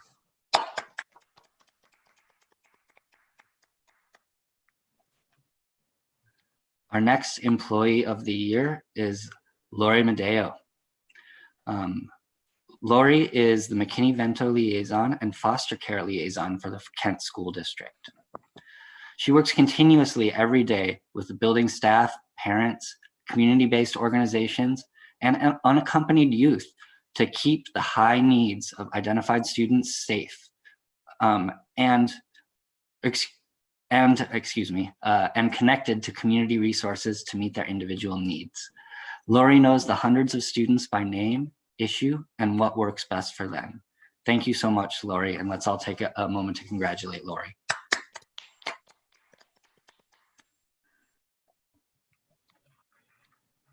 Our next Employee of the Year is Gerald Jerry Spalte. Coach Jerry, as he's known, is the varsity cheer coach at Kent Meridian High School. He teaches student athletes how to work as a team and encourages them to be themselves. He maintains the mantra that KMHS cheerleaders are to hold themselves to a higher standard than that of their peers and encourages them to live by that mantra by sitting at the head of their classes, paying attention, asking questions when needed, and putting their best foot forward every day. Thank you so much to Coach Jerry, and let's congratulate him by giving him a round of applause.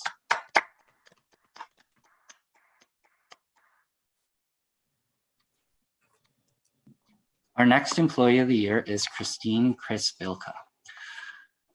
Chris is the Educational Assistant at Kent Valley Early Learning Center. Not only does she plan and lead monthly virtual assemblies to teach, virtue assemblies to teach our primary students about strong character traits, she also designs and teaches her own lesson plans to go with each month's virtue. She leads the para group by hosting weekly lessons and trainings in order to build their skills. Chris looks out for the well-being of everyone in the building. Let's all take a moment to thank Chris.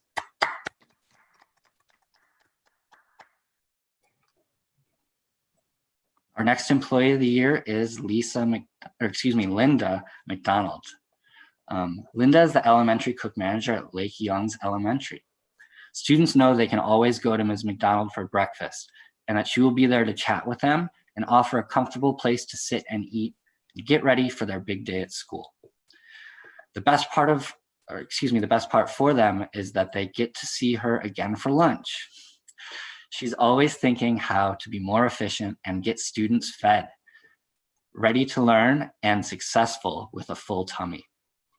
Thank you, Linda, so much, and congratulations.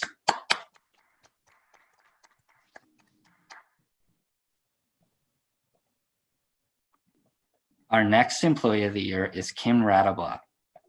Kim is the office manager at Ridgewood Elementary School. She encourages all students and families as they grow academically and further their social emotional learning.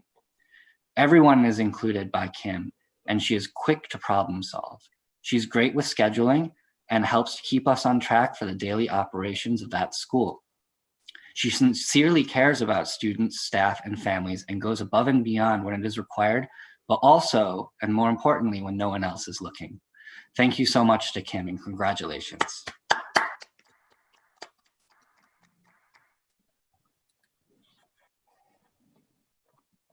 Our next Employee of the Year is Lisa Bass. Lisa is a paraeducator at Kent Elementary. Excuse me, Lita, not Lisa, I apologize. Lita is a paraeducator at Kent Elementary.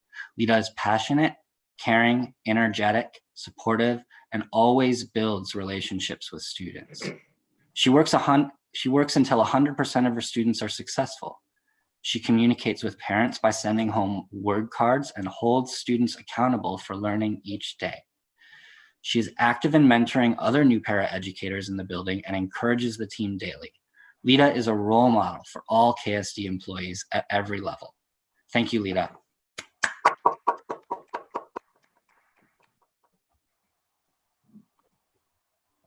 Our next Employee of the Year is Cynthia Green. Cynthia is currently the principal at Ridgewood Elementary and will be moving on to a new position as an executive director in teaching and learning. Cynthia's main philosophy for leadership is to play to each person's areas of strength and expertise, excuse me. She gives staff the tools that they need to run with ideas and reach out and teach students. She allows for staff to take ownership of their work.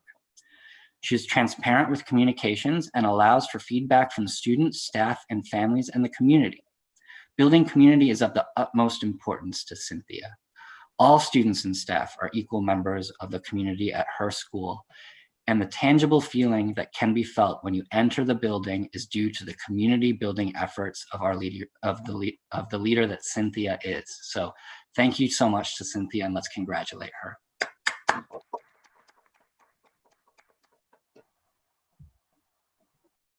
And last but not least, for our Employees of the Year, we have our Teacher of the Year, Wayne Jensen.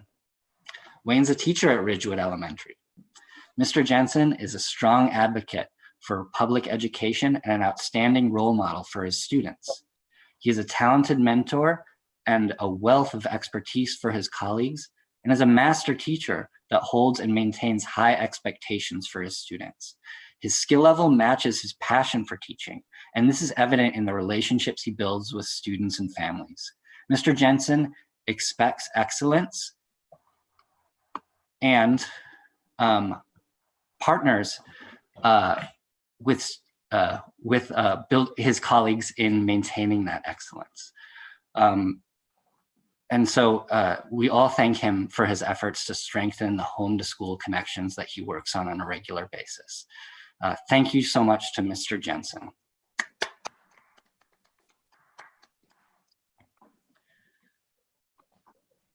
And again, I want to congratulate all of our recipients of these Employees of the Year recognition. And if you want to learn a little bit more about them, more information on these employees can be found on the new section of the KSD website titled Celebrating Team KSD.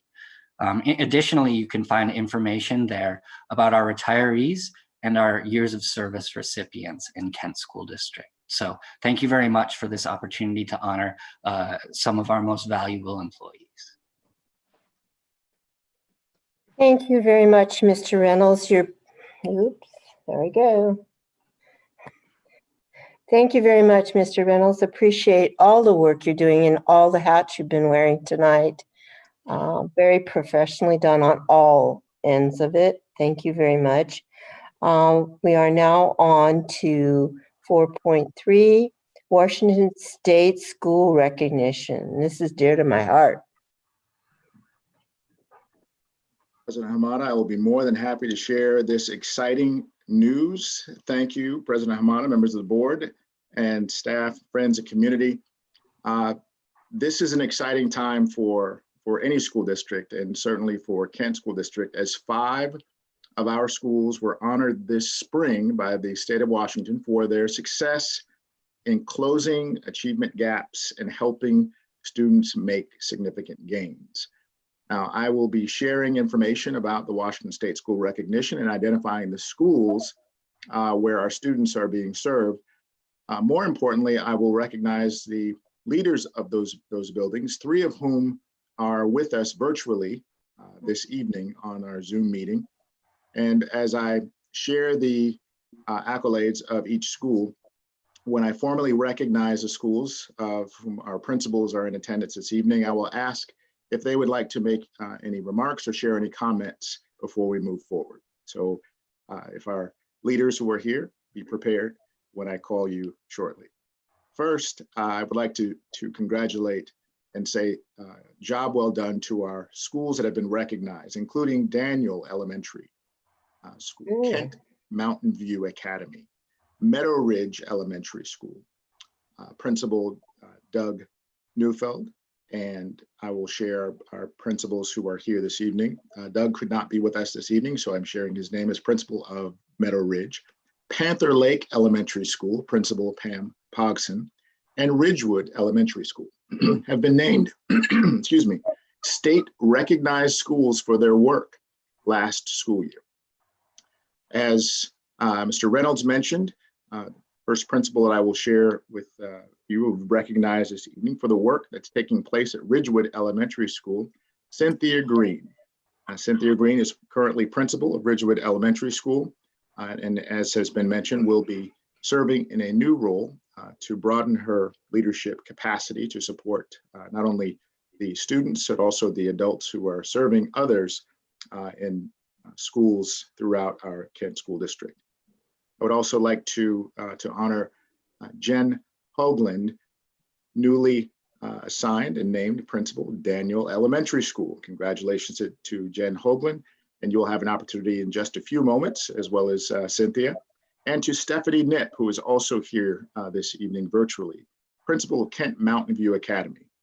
While each of those 3 leaders of the 5 who are here on our Zoom meeting, each one has been recognized and certainly admirably for their work as principals, setting the conditions, creating the environments so that teaching and learning can occur at high levels.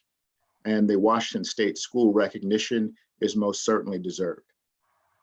They're among 391 schools in the state to earn the honor. Remember, there are 54 school districts in our state, which is part of a school recognition system developed by the Washington State Board of Education, the Office of Superintendent of Public Instruction, otherwise known as OSPI, and the Educational Opportunity Gap Oversight and Accountability Committee.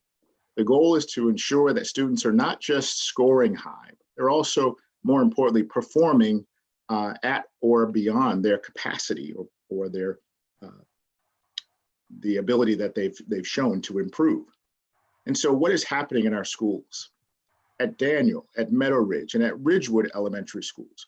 These 3 elementary schools in Kent School District are being recognized for their success in closing achievement gaps for 1 or more student groups at a targeted support school.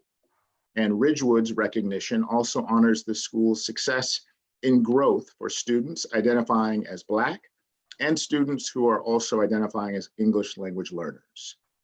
At this time, I would ask principals for Daniel Elementary School, Jen Hoagland, and Cynthia Green, principal of Ridgewood Elementary School, if you would like to say any words or remarks on your recognition. Jen? Thank you. Yes, this recognition is truly a community award as it honors the hard work and the partnership of our students, staff, families, and our community partners. I do also want to acknowledge the work of the 2018-19 principal, Patty Drobny, who now serves as an executive director of learning improvement.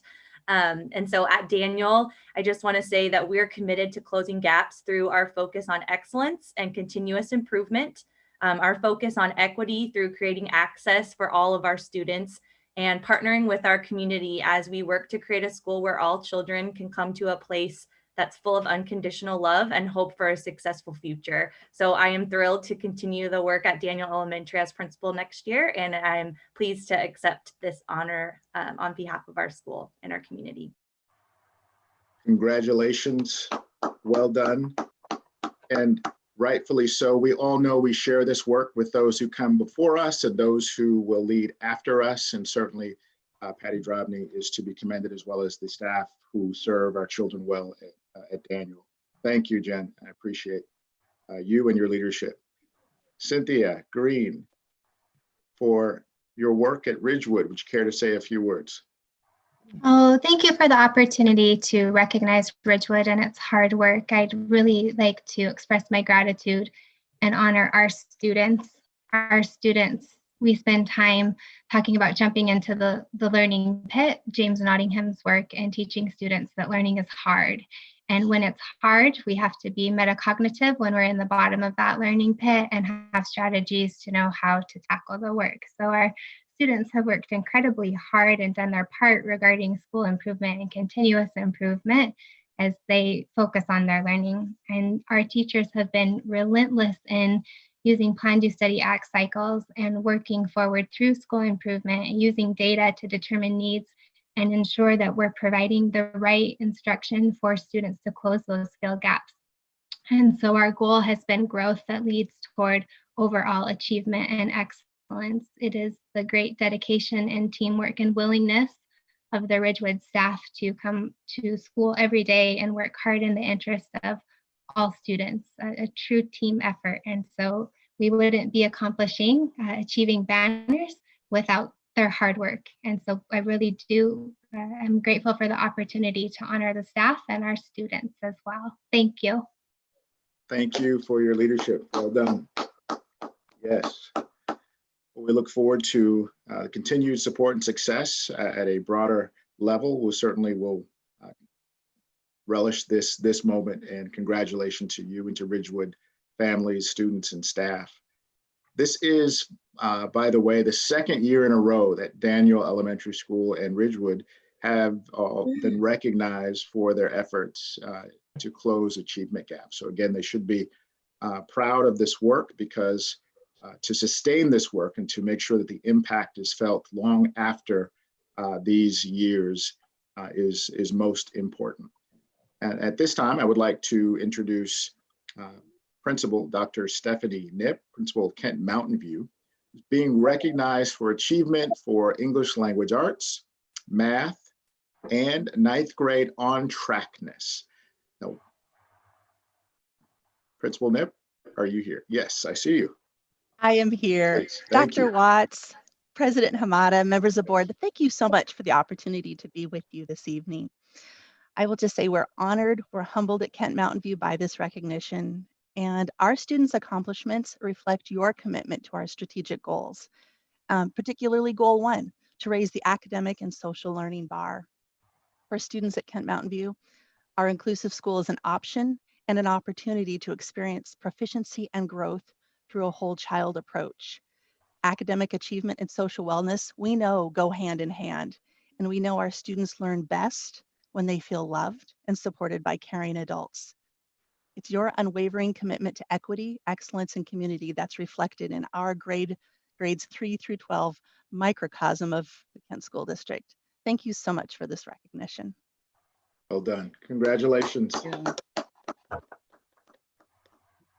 Thank you for your leadership, especially as we continue this ongoing transition, how we can address the needs of our students in different ways and most importantly, in more effective ways. I would like to take this time to also thank and recognize Panther Lake Elementary School for being recognized for their growth among students identified as Native Hawaiian or other Pacific Islander, while Pam Hodgson, our principal of Panther Lake, could not be here this evening. Let's give her and her school community a round of applause. Well, it goes without saying that each one of staff members who are here, who are either providing direct instruction or supporting those who teach in our classrooms or our virtual learning environments now, deserve all of the credit. At the same time, we are all here in support of this work.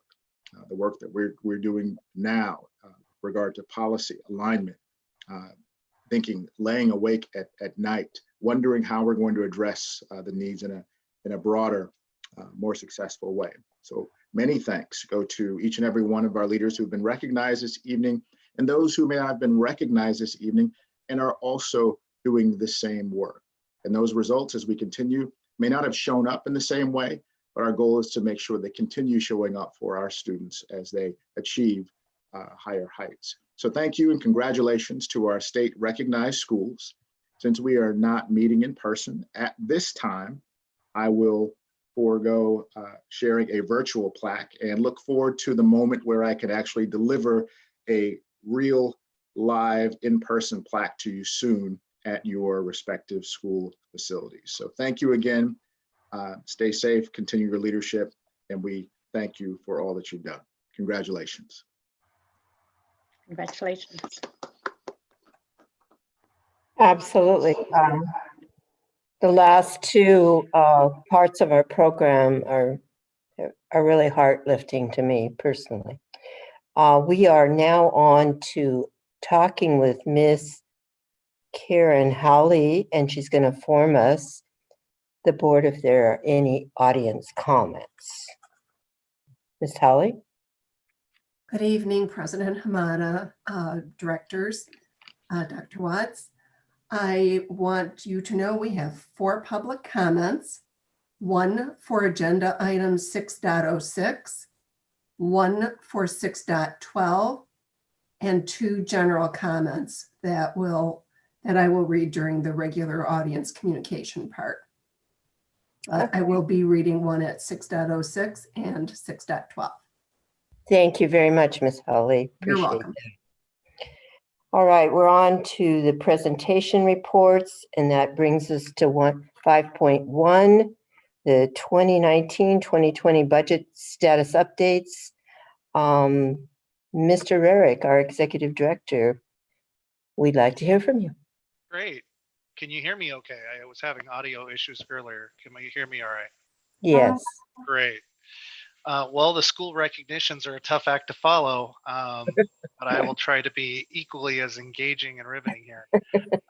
So we have both the status update and the financial statement, and this month they are both reflective of April. So with your indulgence, I will focus my presentation on the PowerPoint, which you see here, and we'll simply take questions on the financial statement if you have them, but generally speaking, we cover that material in the PowerPoint. So without further ado, I would ask Ms. Howley to skip to slide 4, please, which skips the introductions. There we go. So what you're seeing here is financial data through April of 2020. And very shortly, you will be seeing May. Not a lot of surprises here other than in certain categories, as you'll see, we see the effects of COVID. But starting with revenues, and if you give me just a second, all of your faces are right over the slide, so I can't read it. I'm going to see if I can move you on my screen here. There we go. Keep in mind as we go through this that our target at this point of the year would be 66.67%, as we would be 2/3 of the way through the fiscal year. Okay. And from a revenue standpoint, you can see we have collected 64.74% of our budget, which is pretty on target. Last board meeting, I apprised you of some of the dip that we saw in our local levy tax collections, which affects the 1000 series. And I'm pleased to report, you don't necessarily see it here, but you will see it in the May version, that we did see a slight uptick in collections on local levy, which suggests to us that the extended timeline, there were a number of our taxpayers that took advantage of that extended timeline from the county, but did in fact pay. So we saw lower collections in the previous months, and then slightly more collections subsequently. So that is good news. Can we go to the next slide, please? Okay, again, our target is at 66.7%. And you see that through 1920, we have spent 59.7% of our budget, so certainly well within our budget. You do see a fair amount of variation across the program areas, and what we're beginning to see is some of the effects of COVID. I'm going to actually comment more specifically on the object slide on that point. So if we could go to the next slide, please. Okay. So we are starting to see, I think, some effects of being quote unquote shut down. Obviously, we still have a continuous learning plan, but from a bricks and mortar standpoint, right? So we are slightly below where we were last year in terms of total percent of our budget having been spent. Last year, we were at 61.6% of total budget expended on this same date. This year, we're a couple percent below that. But see how it varies by the object. So you're seeing what you would expect to see with compensation, which is that we're continuing to pay all of our staff. And so those percentages remain pretty durable. We've talked about why the 4,000 health benefits line is just a little bit lower, because we expect to pay for some of those costs at the very end of the year. But what you're really going to see here is look at 5,000, 7,000, 8,000, 9,000, particularly your 5,000, your supplies and materials, where we're beginning to see that because we're not necessarily aggregated in a bricks and mortar environment, those sorts of standard supply and material expenses are not materializing at the same rate. Next slide, please.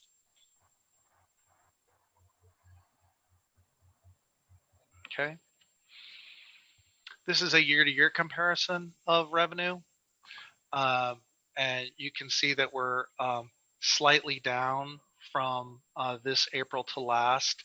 The primary driver of that being local taxes. We have gone over this in previous meetings that we expect local tax collections to be lower this year because of the way that we shifted from the new $1.50 tax rate. Next slide, please. Okay. And so year-to-date expenditures, this by object, this is exactly what we expect to see in the compensation arena. We expect it to be kind of in the 6 to 8% increased amount, and we continue to be there. But again, you're seeing volatility in our material supplies and operating costs, particularly as you see materials and supplies down 10% from last year, even though we actually increased the budget in some cases for supplies and materials. We're seeing lower expense. I do primarily, I'm surmising, from not actually being physically in classrooms. Next slide, please. Okay.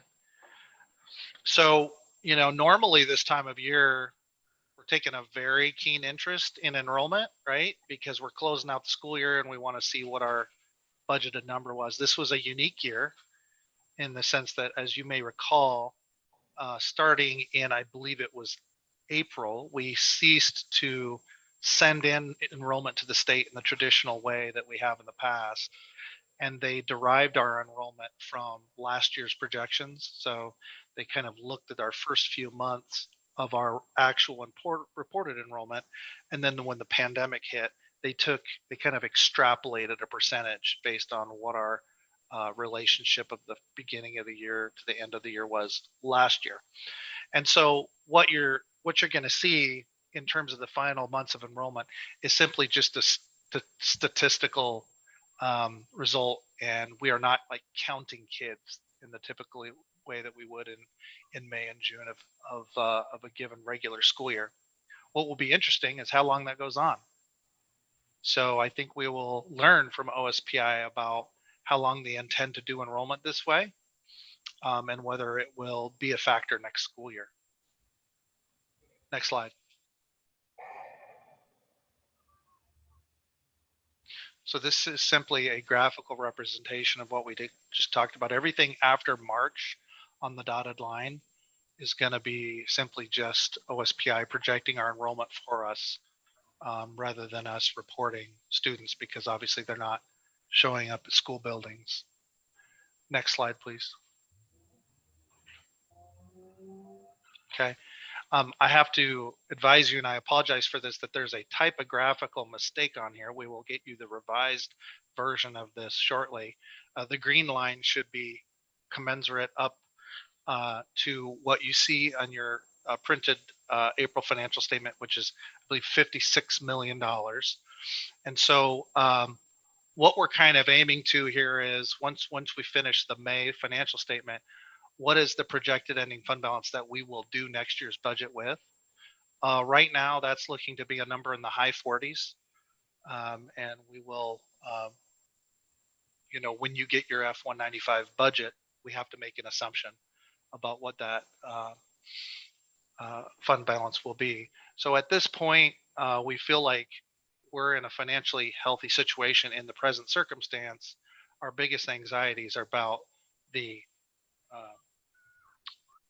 coming economic impact of this pandemic, which we know is inevitable, and is affecting all levels of government in a very significant way on the revenue side. The one thing that I neglected to mention earlier, and I want to, is that one small part of the revenue equation for any school district are fees that school districts collect from students and parents for various activities and classes. And I wanted the board to know that we have undergone a very lengthy, time-consuming, but nevertheless very important process of refunding our families for all of the fees that were collected for classes and activities that were impacted by the pandemic. And so that process is ongoing and will come to fruition in the middle of the summer, so that anything that parents paid for a physical in-person activity, a service, any sort of expense will be refunded to them. As we know, everybody has been greatly impacted by this whole situation. That completes my report at this time. I'm happy to take questions on either this or the financial statement, which is in your packet, but to which I will not specifically speak.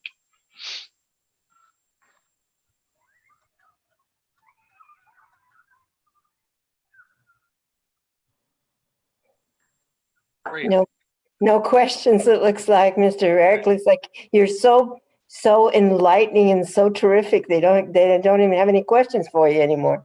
Oh, shoot. You say that to all the budget directors. I do. Thank you very much. Thank you very much, Mr. Eric. Thank you.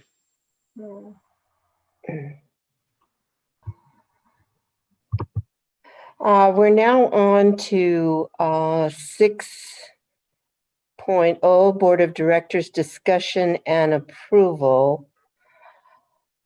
I would like to ask a board member to approve the discussion. Is there any one that wants to pull any of these first, I believe we want to say, right? President Hamada, this isn't the consent agenda, so agenda. these are for discussion and approval. We'll go through and do Just each one. go one by one. Thank you. I appreciate that. Thank you, Mr. Reynolds. I need you here. Right now. Thank you. Eventually I'll get there and we won't have to, or maybe not. We are on to 6.1, resolution number 1589, extension of 2019-2020 transportation vehicle fund budget. I will entertain a motion. I move that we approve 6.01 resolution number 1589, extension of 2019-2020 transportation vehicle fund budget. I'll second. It has been moved and seconded that we adopt resolution number 1589, extension of 2019-2020 transportation vehicle fund budget. Discussion. I have a question. So on September 11, 2019, we purchased a bunch of Bluebird school buses, and that also had bus number 100 that was replaced due to damage sustained in a collision. So I guess I just need more clarity because the resolution takes that into account. Was there another bus damaged this year that we had to buy?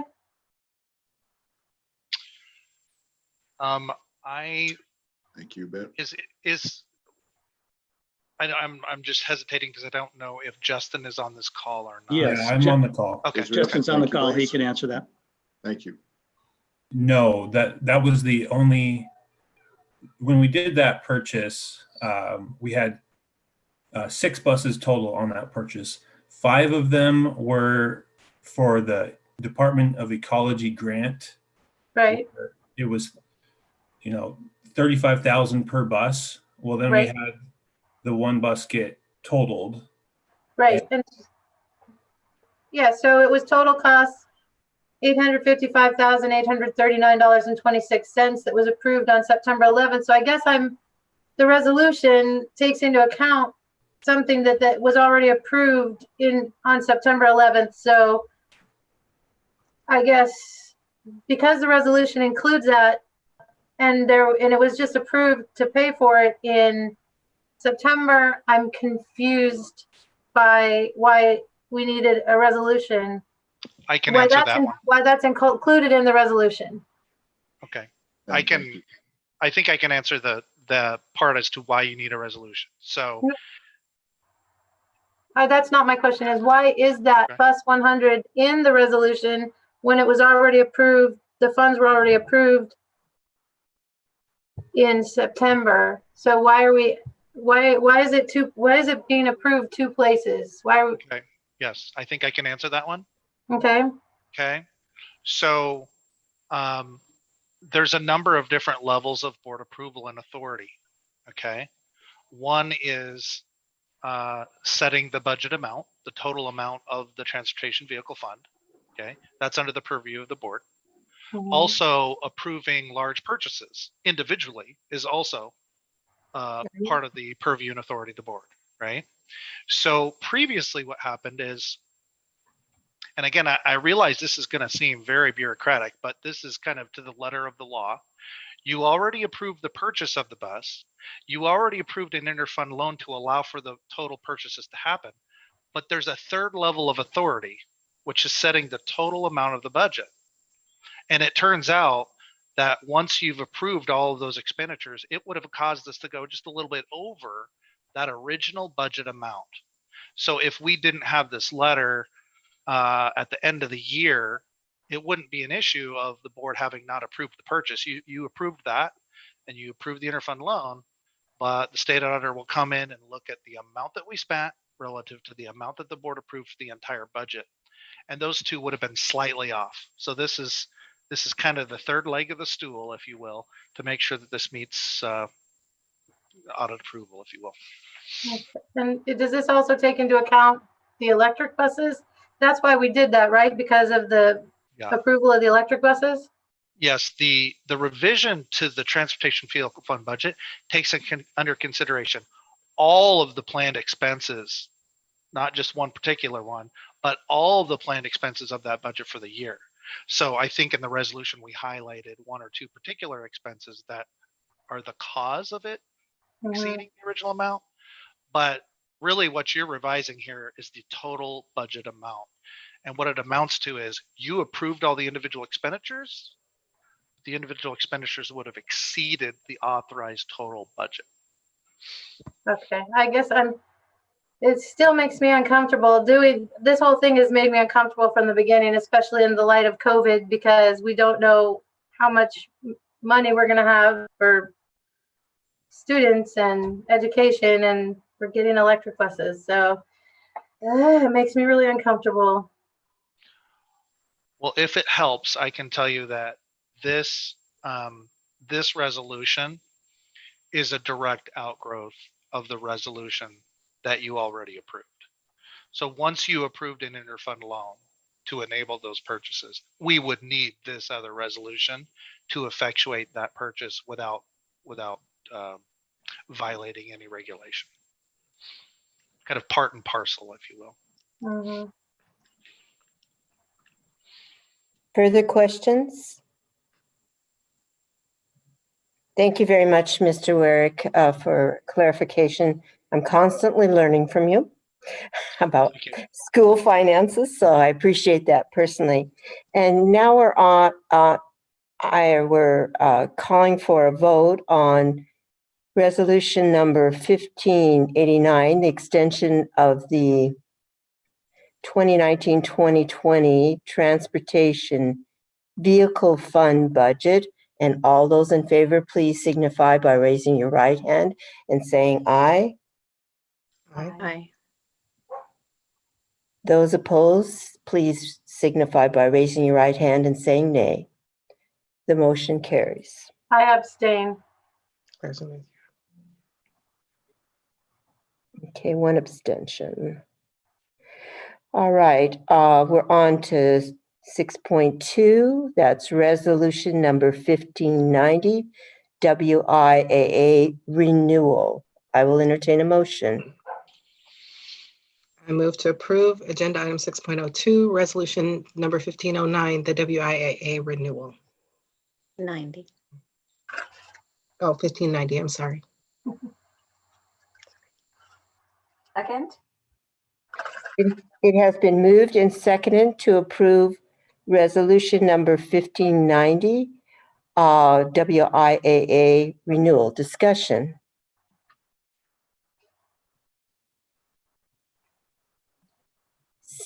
Seeing none, I will move on to a vote. Those in favor of 6.2 resolution number 1590 WIAA renewal, please signify by raising your right hand and saying aye. Aye. Those opposed, please signify by raising your right hand and saying nay. The motion carries. We're on to 6.03, fully funding hunger-free students' Bill of Rights. I will entertain a motion. I move that we approve 6.03, fully funding hunger-free student Bill of Rights. I'll second. It has been moved and seconded to fully fund hunger-free student Bill of Rights. Discussion. I just want to make a comment. Want to thank the Legislative Committee at WASDA for reviewing the position proposal we put together. The committee met, and one of their concerns was that this was a little bit restrictive in that there were internal concerns that this is not just a state issue, but it could be a federal issue. And they felt the position statement that we originally had would be stronger if it clearly said that our WASDA will initiate and support the legislation to fully fund the cost of feeding all children, rather than explicitly stating that this is a district burden of meeting the rising cost of student meal debt in our district and in this state. So that is the change we're asking for an approval by Friday So thank you for letting me provide an explanation. I have a question that I didn't get a chance to ask you beforehand, Maya, or Director Van de Gosselen. Sorry. Does it, with everything in the legislature and all the testimony, all the bills that have been up there, will this carry a fiscal note with it and an area for the funding to come from? Do you know that? Well, we're asking for to fully fund what wasn't funded. It was an unfunded mandate in 2018 that the state signed on to. And we are realizing that the costs involved in our lunch, our meal debt is not coming from any issues regarding CEP, but it's schools that do not have the CEP.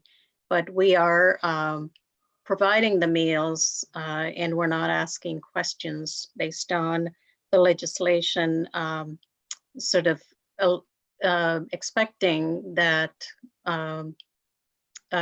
we have to sort of waive the whole ability to pay theory. And regardless of their ability to pay, we should be fully funding in order to alleviate, the burden of meeting the costs. So that was the original intent of this proposal. So one of the things they want to do is, WASDA wants to do is not just go to our legislative committee in the state, but also at the federal level. We don't know what exactly is going to happen at the federal level.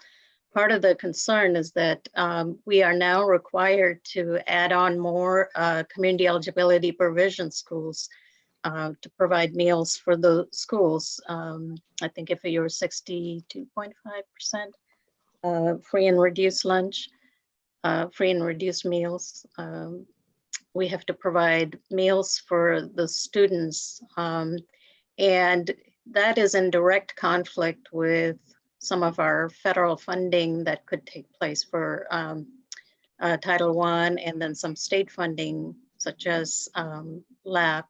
And so we'll have to do some more additional analysis down the road. I think all schools are struggling. Tukwila has a school debt of $100,000 over the past year. And Federal Way is also dipping into their general fund for a number of these required meals that schools have to provide.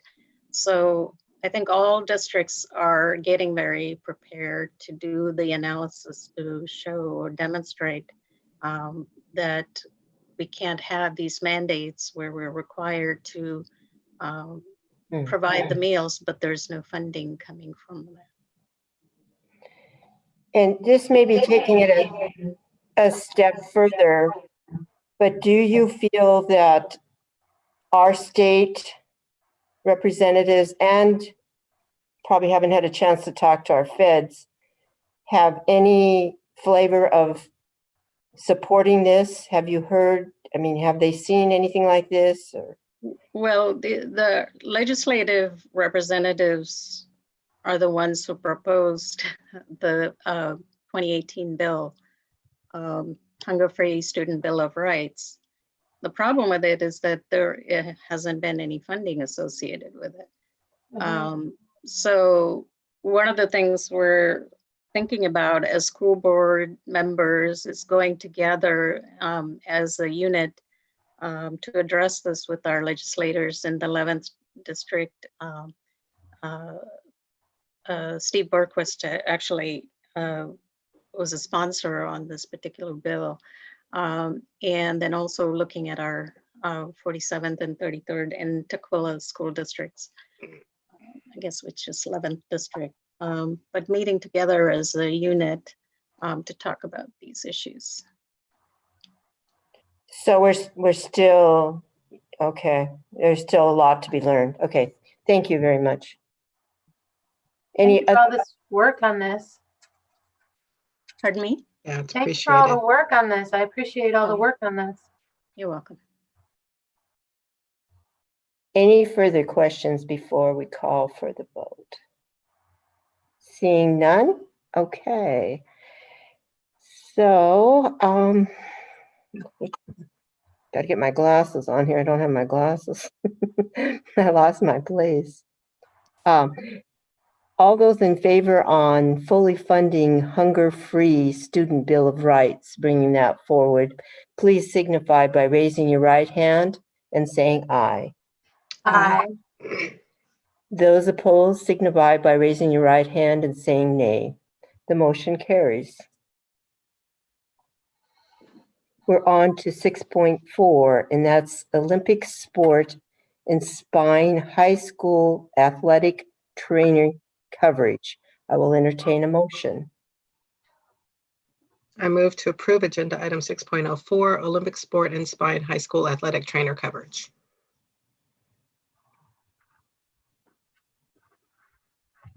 I second. It has been moved and seconded to approve Olympic sport and spine high school athletic trainer coverage. Discussion.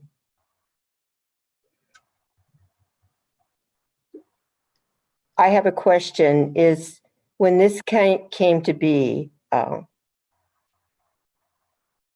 do other affiliates, this is a multi-care associated, I did some research on this. Do other organizations like this apply for it? I mean, how did we decide on this one? And I should have asked that before, but we've had a lot going on this week, and I just, for clarification, I want to put in. Yes, Director. Available. Thank you. Yes, Director Hamada, we do have our Director of Athletics and Activities, Mr. Brian Smith, with us tonight. He can probably better answer. I can say that it's something that it's a new contract. However, we've had the service in the past, but he can share with you where we are and why we're moving to this contractor. Brian? Yeah, thank you for this question. I guess it's been about a month ago, ATI contacted me, which was our old service provider, and basically gave me the news that they were changing their model, and that model now would go up into the $130,000 range for us, which obviously we haven't budgeted for because it's an $80,000 increase. So I have talked to multiple school districts around the state asking who they use and approximate cost. And so Seattle Children's was contacted. We worked with them, talked about quotes. Theirs was higher than ATI's. And so working with Multicare and Olympic Spine and Sport, I kind of went back and forth for a few weeks with them, but we got them down to an hourly rate rather than a set rate, which so we can control by school and really be able to monitor that. And so I don't think it's going to be much more than what ATI was, but considerably cheaper than what the new bid was that they put forth to us. Could you possibly, Mr. Smith, enlighten me to what that other organization yearly cost was to the district? It was around $58,000 ATI. And this would be similar, do I hear you saying? Or yes, yeah, we've penciled it out to about 60,000. Thank you. You bet. Any further questions regarding this? Seeing none, I will call for a vote on the Olympic 6.4 Olympic sport and spine high school athletic trainer coverage. All those in favor, please signify by raising your right hand and saying aye. Aye. Aye. Those opposed signify by raising your right hand and saying nay. The motion carries. We're on to 6.5, transportation shop truck purchase. I will entertain a motion. I move the we approve 6.05 transportation shop truck purchase. A second. Discussion.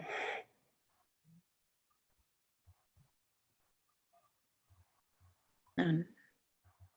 Seeing none, correct? I will now call for a vote on Transportation shop truck purchase 6.05. All those in favor signify by raising your right hand and saying aye. Aye. Aye. Those opposed signify by raising your right hand and saying nay. The motion carries.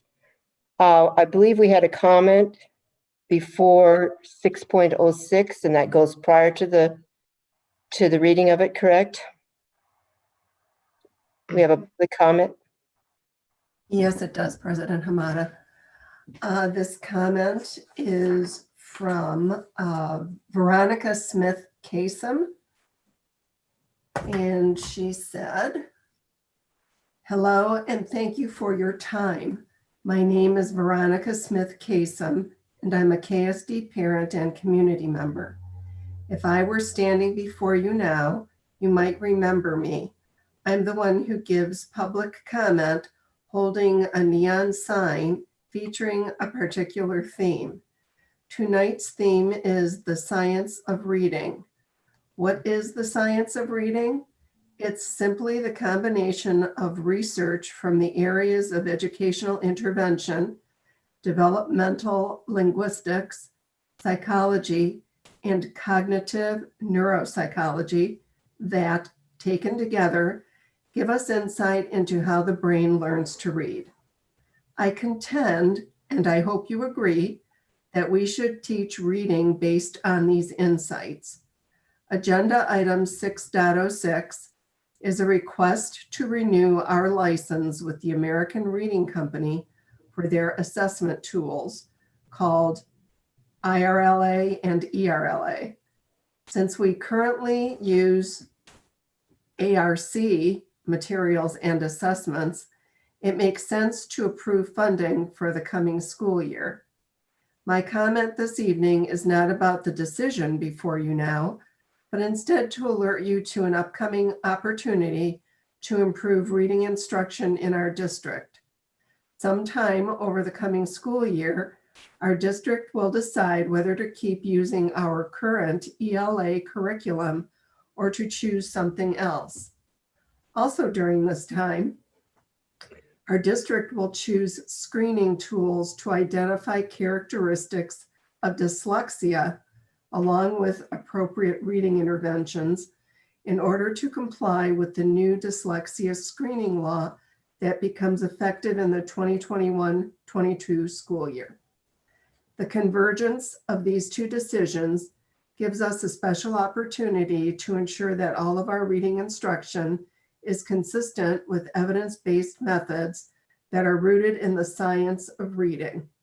I urge you to begin a deep dive into this topic now so you can offer meaningful guidance to the teaching and learning department, and so that you will be well equipped to understand what you are being asked to approve or what you are being informed about in the near future. I recommend that you begin with the documentaries by Emily Hanford at www.apmreports.com/reading. The writing style is accessible and the reporting is well researched and includes citations to all source material.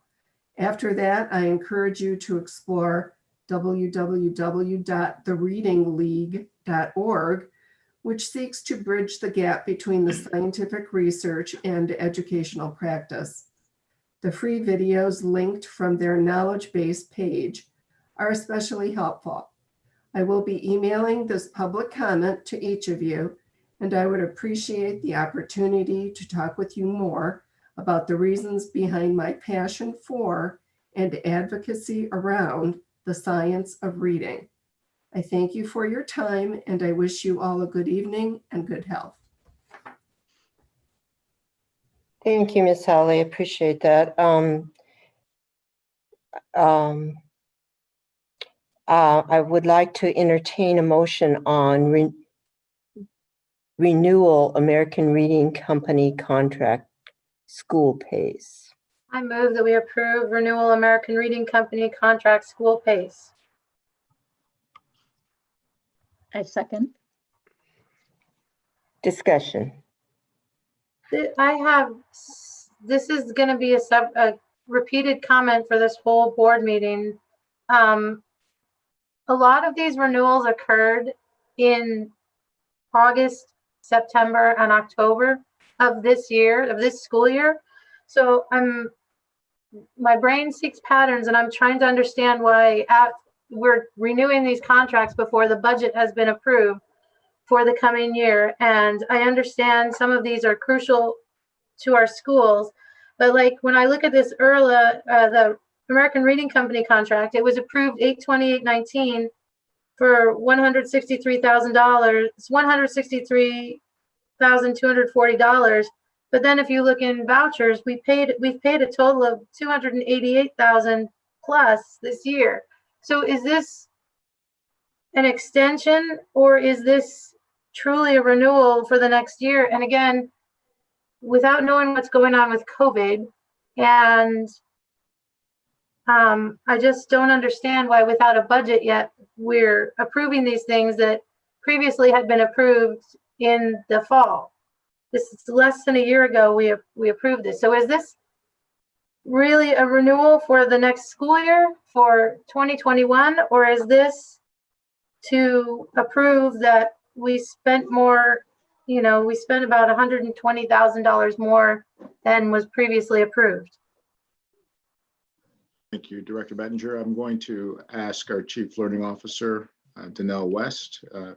She has additional comments and information to provide.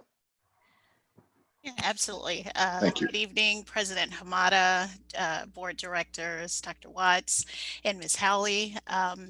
So I don't want to necessarily answer for the other agenda items that will be presented, but one of the reasons we're seeing these contracts presented now when they are typically renewed in August, it has to do with the cadence of our meeting schedule and the opportunity to get the contracts approved by the board so that we can initiate operations in August at the beginning of the school year as required. So this isn't, I guess, an enhancement or adding to the contract. What this is actually providing is a pre-approval for us to be ready to go when the school year starts in August. Okay. And can anyone address why we paid so much over the contract that we approved, that was approved by the previous board in August?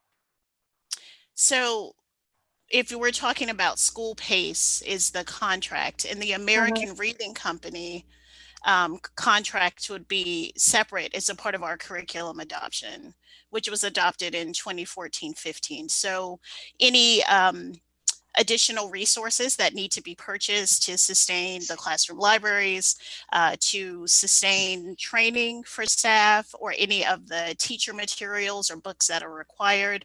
That's a part of our standard curriculum adoption, which isn't what we are talking about this evening with this contract. School Pace is the online system that allows us to enter our information around student performance on reading, and it provides some data and reports that really allow us to target interventions to support students based on their current reading level.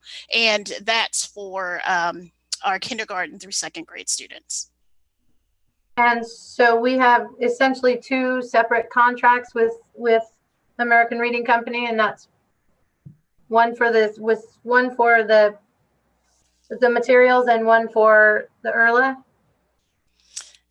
Not exactly. ERLA is the curriculum system, the actual curriculum that teachers use, and a part of that are classroom libraries that have level text for students, and there are also other supplementary resources that kind of help support providing direct instruction and small group instruction for students based on their current reading level. School Pace, we can kind of think of it as sort of the management system for ERLA. And School Pace is basically where teachers enter their data on each specific area or component of reading to begin to track and monitor student growth and performance over time. Okay.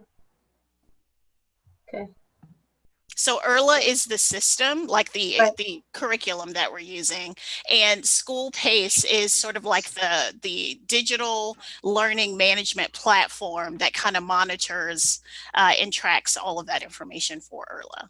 And that contract is renewed annually. Okay. So when I saw that we approved America Reading Company School Pace for $163K, but we paid that company $288K, it's because there's two separate contracts for that company? Yes. That's what I'm hearing? Okay. Yes. Okay. If I may, Dr. Watts, I want to address Director Bettinger's question about the general flow of the discussion and approval agenda and the number of contract renewals. And so although Mrs. West didn't intend to provide a global response about why these items are on the agenda, it actually is, it applies to all of them.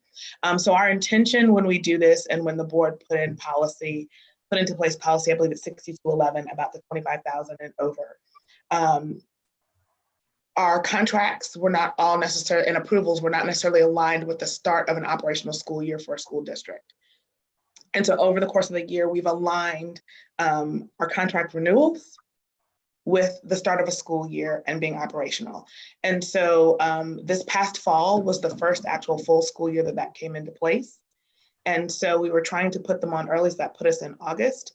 But it makes for a very, very, very, very, very long and very, very, very full first board meeting of the school year. And so we were trying to be proactive because typically it doesn't seem like it, but this is typically the last regular board meeting of the school year.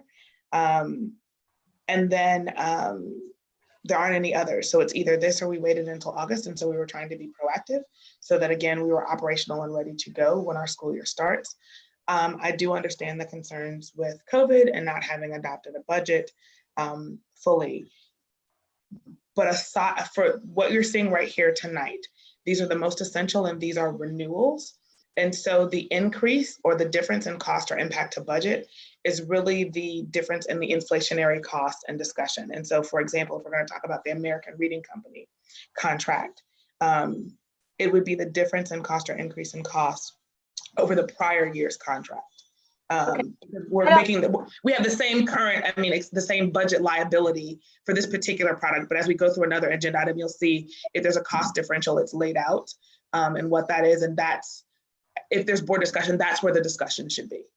Oh, okay, I guess I might not be making myself clear. What I'm saying is that contract that was approved in August, it was approved for a little over $163,000. But when you look in vouchers, year-to-date paid, we've paid almost $288,000. So we've paid out and we've written checks for significantly more than I saw a contract for, is my overriding concern. And that, I can understand why that might not be as clear. The original ERLA contract for our contract with American Reading Company dates back to 2014-15 when the curriculum was adopted. So that's sort of the standing contract. And if we were on a current curriculum adoption schedule, we would be renewing our American Reading Company contract in not this school year, but I think in 21-22.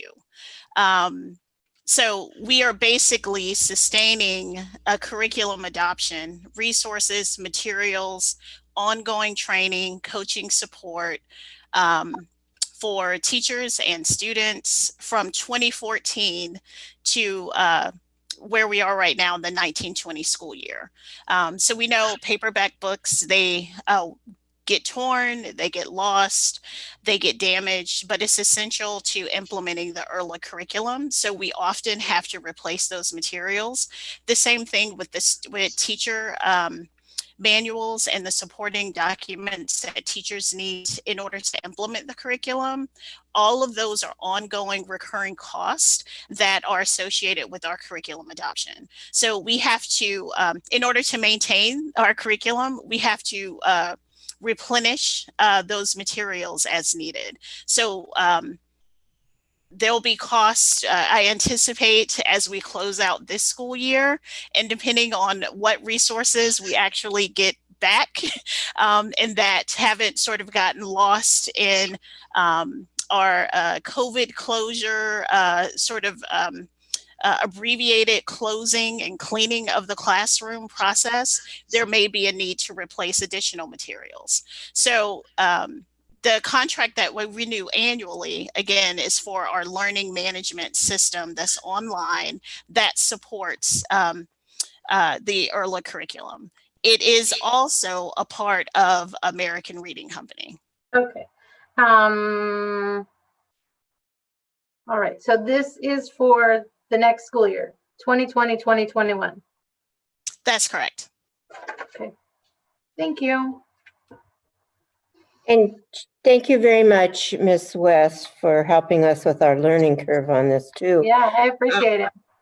I just have a quick question, and I think you answered it, but all of these contracts like that one are come up on a scale of when you actually research and decide if you want to keep and maintain American Reading Company you kind of have a schedule to do that. I mean, it's not like every year you have to research it and renew it. Is that, am I reading that correctly, how that works, just for my information? So traditionally, yes. Now, one of the things that we know happened in Kent maybe a few years back is that there was a halt on all curriculum adoptions. And so our team, Teaching and Learning, what we worked on this year was really looking at what was originally in the board policy, district procedure, set schedule for curriculum adoption. What did we actually follow and adopt? And so we have that. And then based on that information, how would we plan for, modify another 5-year cycle of curriculum adoption to get us back on schedule? So yes, curriculum adoptions are, they're serious business. As you know, we just went through our K-5 math adoption.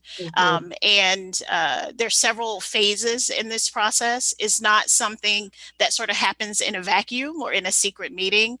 It involves committees and representation from teachers, administrators across the district. There are opportunities for the parents and the community to be involved and weigh in and provide input and guidance on what's decided.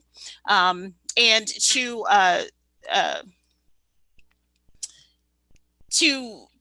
I don't know, I'm not necessarily going to address the comment that was shared, but we know that dyslexia legislation is coming into play, and we've already engaged in that work.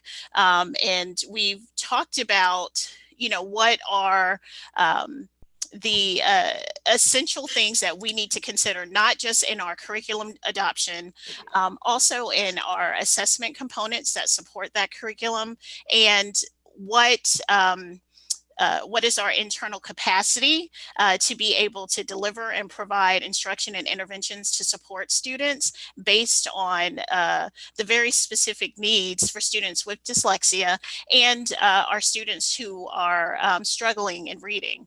So that's conversation that our Dyslexia Advisory Committee has been engaged in for the last several months. Unfortunately, there's been a little bit of a pause since COVID and our schools have been closed, but our goal is to reinitiate that work this summer so that we can get back on track with our proposed action steps so that we are well prepared for when the new law comes into place. So you will know well in advance before we start making decisions about adopting new curriculum. And then once our board policy begins to look at a little more closely the 2000 series, you will then have the opportunity to take a look at this new proposed adoption schedule and make decisions on whether or not you want to adopt it and help us get back on track with our curriculum schedule. Thank you very much. All of those subjects were on my mind. I wouldn't expect you to go into all that, but I appreciate your thorough presentation. It helps answer a lot of questions I won't have to ask in the future. Thank you very much. Thank you. I appreciate it. Any other questions? Okay. We are ready to call for a vote on the 6.6 renewal of American Reading Company contract school PACE. All those in favor, please signify by raising your right hand and saying aye. Aye. All those opposed, do the same. Raise your hand and say nay. The motion carries. We're now up to 6.7, and that is renewal, Blackboard Incorporated contract, web community manager, parent link, mobile app, and social media manager. I'll entertain a motion. I move that we renew Blackboard Inc. contract, web community manager, parent link, mobile app, and social media manager. I second. Discussion.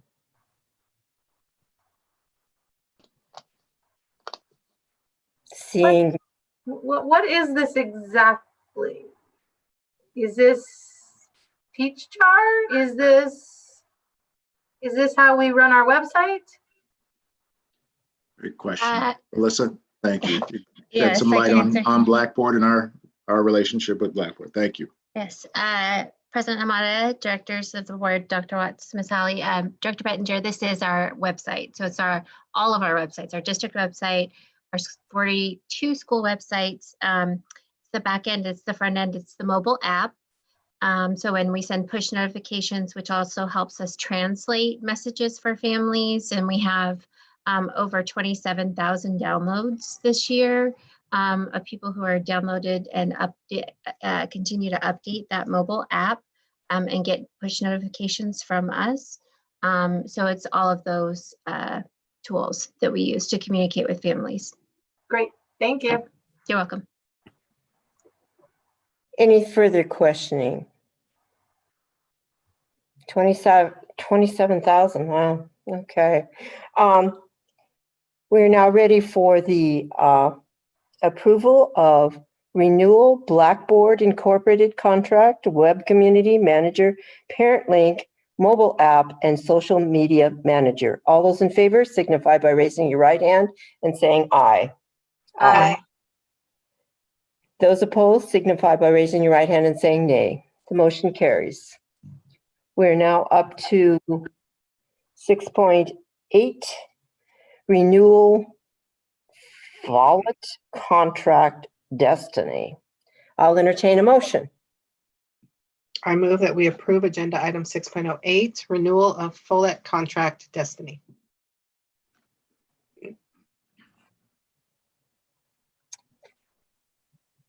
I second. It has been moved and seconded to renew for 6.8 renewal of Follett contract Destiny. Discussion. This was another one this one was last approved in November of this. So again, it's like, I understand.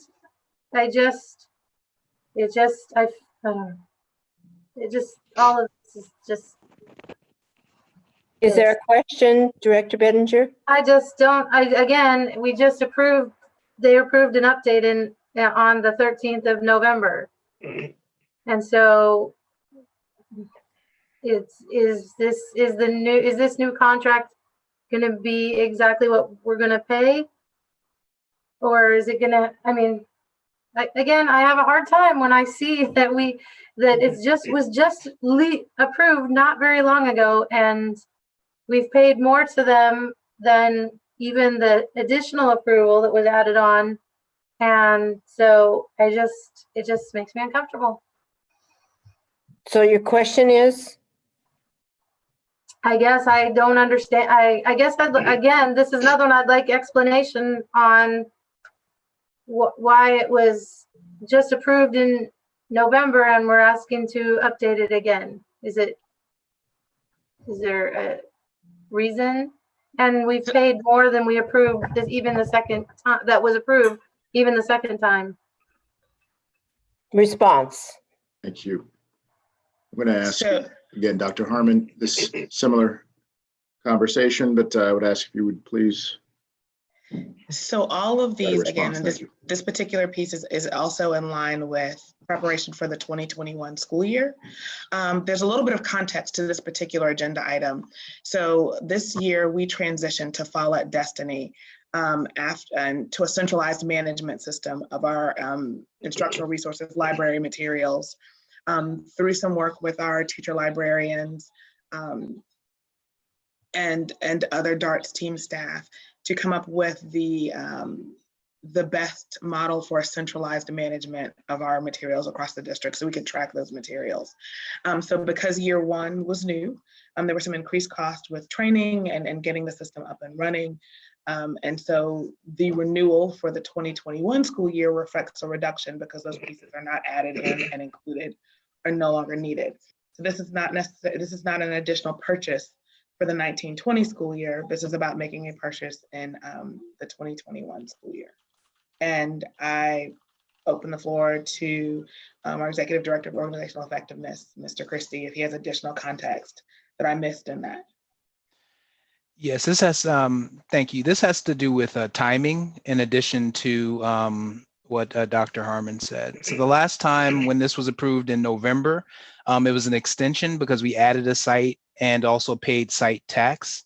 When it was previously approved, it was during the implementation. So we were implementing through August and September, and then added a site because we needed to add a central site in order to maintain and administer the software.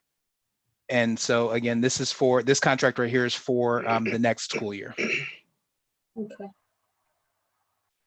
There's an assumption, right, that all of this is factored into our budget because we talked about that earlier. All of these renewals are not something that has come up, but has been examined as I think necessary in order for us to begin school as normal. So as long as this is in the budget, I'm good with that. I don't have questions. Becomes a timing issue. And I understand the rationale of the question, but it is a timing issue. And this particular one is actually a reduction in next year's budget as it relates to the contracted cost for this service. Right, because it's about 37K now. We're on a maintenance, right? Yes. And to be clear, I'm talking about all of the renewals because we went through some of them. I think the question was last week, are these going to be important when we start school? If we were to start school, would this be something that needed to be in place? So as long as it's in the budget, I feel comfortable with these. Last week, you mean in the agenda setting meeting? Yes. Okay. Thank you. I think we are done with that question. So, all right, moving on. So, oh, wait a minute. That was 6.08. okay. I lost my track there. Although we're ready for a vote on 6.08, the renewal of the Follett Destiny contract. All of those in favor of doing so, please signify by raising your right hand and saying aye. Aye. Those opposed, signify by raising your right hand and saying nay. The motion carries. Okay, so we're up to 6.9. Renewal. Frontline education contract, absence, management, and professional growth. I'll entertain a motion. I move to approve agenda item 6.09, frontline education contract, absence management and professional growth. I second. Discussion. President Hamada, if I may, President Hamada, members of the board, Dr. Watts, Ms. Howley, before voting on this, I want to disclose to you all that my sister works for Frontline.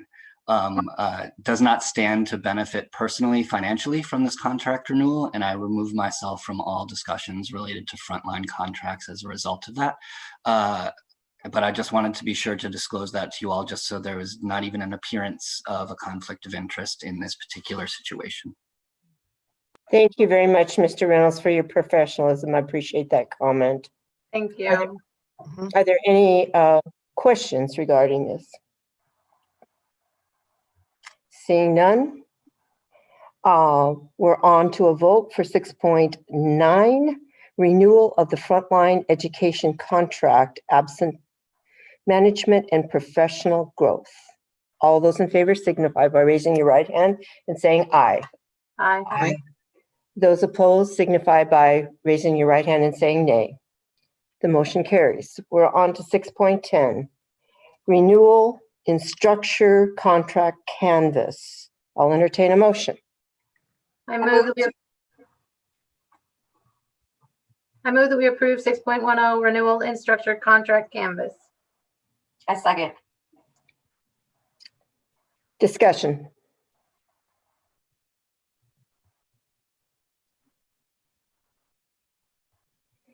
Seeing none, it has been moved and seconded. So we're calling for a vote on 6.9, frontline education growth, absent management. Absent management and professional growth. All those in favor signify by raising your right hand and saying aye. Aye. Aye. Those opposed signify by raising your right hand and saying nay. The motion carries. We're up to 6. I think Dr. Leah had a question. Oh, I'm sorry. I'm concerned that maybe I've lost track. But we were on Canvas, correct? Canvas. Yeah, we're on Canvas. We already voted on we re-voted. I'm sorry. I'm trying to check this off, but There's a lot on the agenda. So President Hamada, if you could just ask for a vote on 6.10, that's already been moved. So if you could just call for a vote on that one. Yes. All those in favor of 6.10 signify by raising your right hand and saying yes. And those, Aye. aye. And those opposed signify by raising your right hand and saying nay. The motion carries. We're on to 6.11, renewal of Learn Platform contract. Learn Platform. I'll entertain a motion. I move that we approve 6.11, renewal Learn Platform contract, Learn Platform. I'll second. Discussion.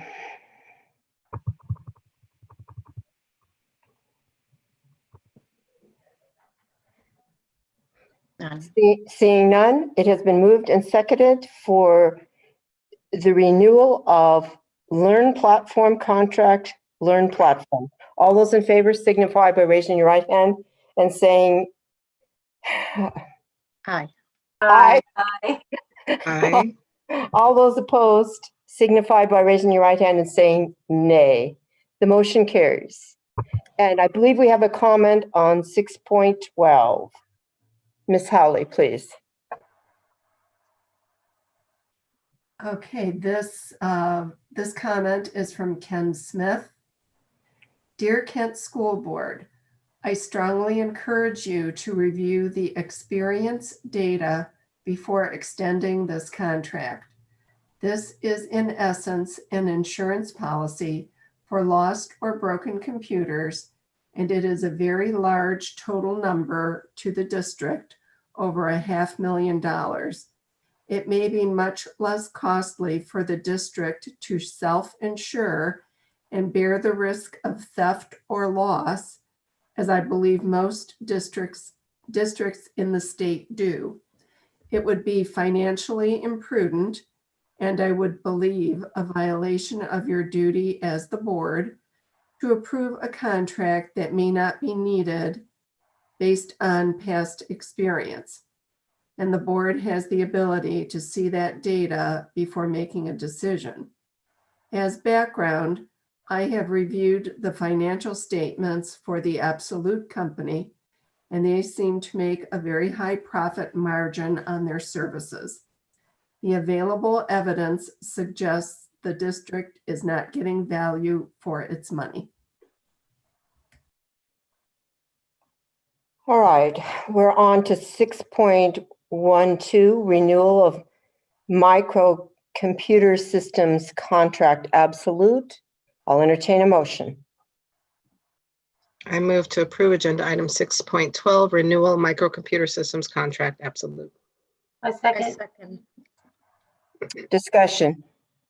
This is the one that came up in November 25th, 2019. It's the third year of a 3-year contract. The first year was free.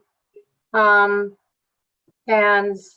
we never, that one we never did get a contract for. We have that I could find. I think we've gotten other contracts to date now that make me feel a little more comfortable, but you know, a 3-year commitment for almost $1 million over 3 years is a lot of money, and never understanding what it exactly was for. And I haven't been able to do my own research on this, but it's always made me uncomfortable since it first came up in September at the start of this school year. So your question was? That's just my comment. Okay. If there's any other information about this company is my question. But that specific item, I understand our relationship with buying software and hardware and devices, and we buy a lot of things from them. But this contract, I never understood the 3-year agreement, and I could never find where the first year of the 3-year agreement was ever approved in BoardDocs. I have a question, actually. When our commenter brought up the question of self-insured and other districts are doing it, I'm wondering if you could educate me on what the benefits of this contract are that we've decided to, put up for a vote, as opposed to what other districts are doing, being self-insured in that. I wonder if you could help me with that, please. Deshaun, if you would speak to President Hamada's question, please. Definitely. So at the time of the purchase, this was seen as a continuing need and a part of the overall device bundle to offset the cost of direct insurance for each device, which sometimes can be upwards of $50 per device. In addition to recovery, there are also administrative functions that the software performs or provides for us. And this protection as part of the overall bundle that we purchase is about $16 per machine. But since this is year 3 of a 3-year contract, we're definitely reviewing the viability of this project in the future. Speaking to a lot of my colleagues across the region and knowing that they do self-insurance, it's a combination of a couple of things. One, it's necessity because insurance is expensive. I think a lot of them, if they could insure and have it in their budget, they would, but they don't, again, because of the relatively high cost. We are definitely considering that in the future in terms of how do we support the ongoing needs of our device program and our one-to-one program across all of our schools. Do you, by any chance, and I'm not trying to put you on the spot, but we had a lot going on in the last week. I would have asked these questions prior, but do you have anything to compare our cost for this contract compared to, you say other school districts can't afford to do it that way? Do you know their cost as opposed to ours? I mean, do theirs run a lot higher than ours, or are we actually, I guess what I'm trying to say, is this more economical to do it this way? Is it more economical? At the time, yes, it was more economical when we got into year 1 because we did have year 1 free. which meant that we were able to have a cost savings over that first year and save that money over the course of the life of the contract. Now that we're at year 3, we're definitely reevaluating. It's not necessarily that other districts can't afford. It has more to do with the fact that they choose not to purchase this so they can purchase additional devices and that type of thing.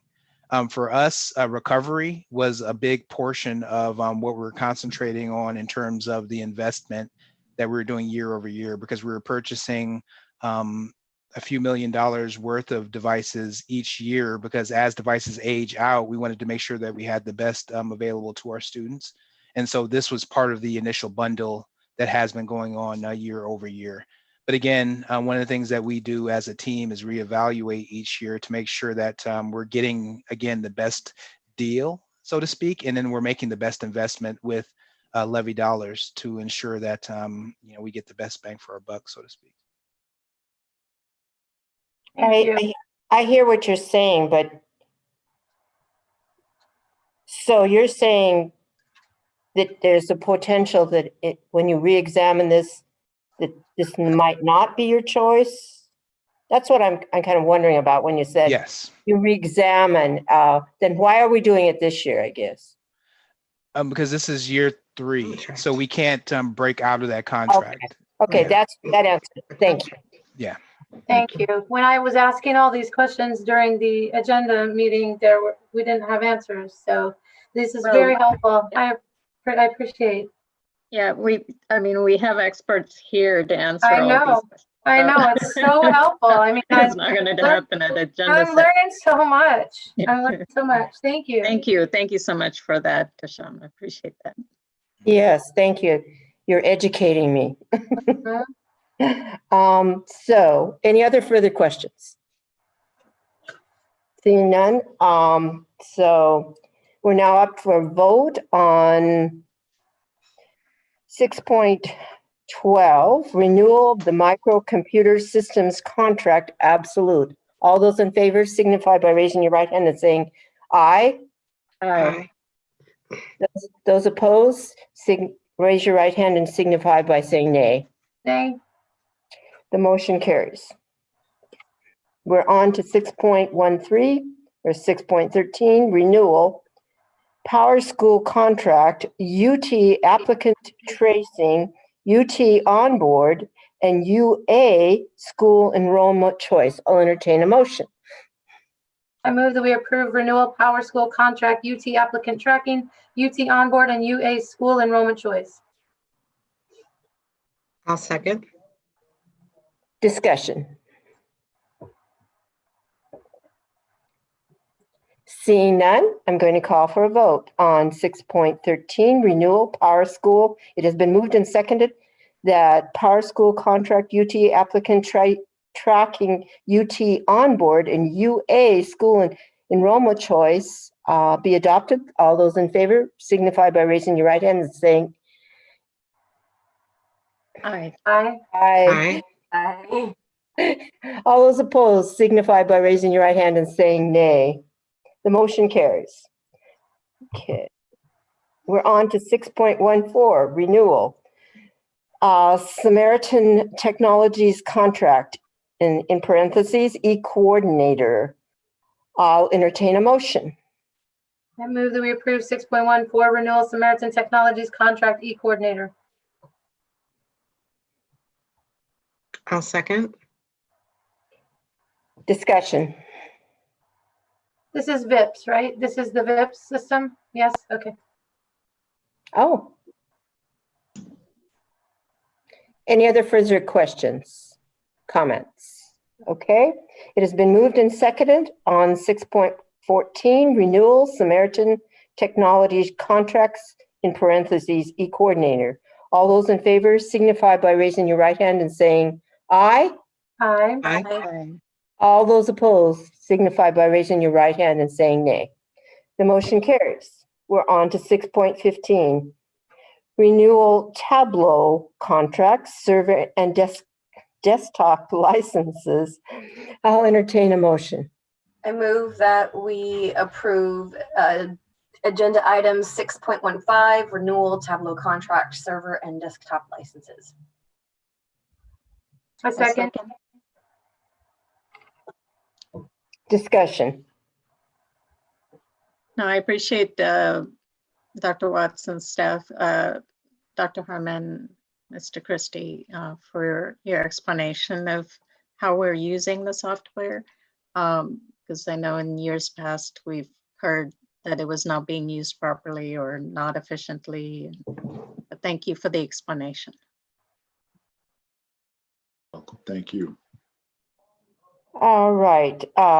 Seeing no more questions, it has been moved and seconded to approve 6.15 renewal Tableau contract server and desktop licenses. All those in favor signify by raising your right hand and saying aye. Aye. Those opposed signify by raising your right hand and saying nay. The motion carries. We're on to 6.16 renewal West Interactive Contract School Messenger in parentheses. I'll entertain a motion.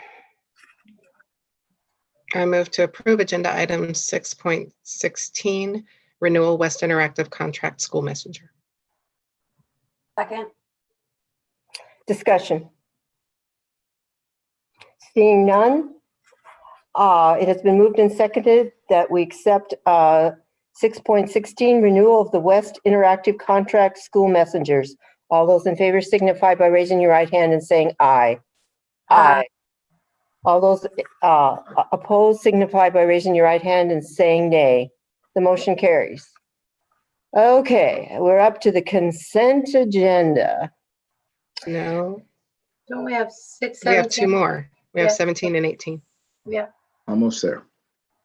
17 and 18. I don't have them. Yeah, she doesn't have it on the PDF file. I'm sorry. Okay, there we go. No, wait a minute. There it Or is. on SIPC my- contract. Okay. Okay, I'm now been signified on here. Thank you. We're up to 6.17, renewal of the WSIPC contract, IEP online. I'll entertain a motion. I move that we approve 617 renewal WSIPC contract IEP online. A second. Second. Discussion.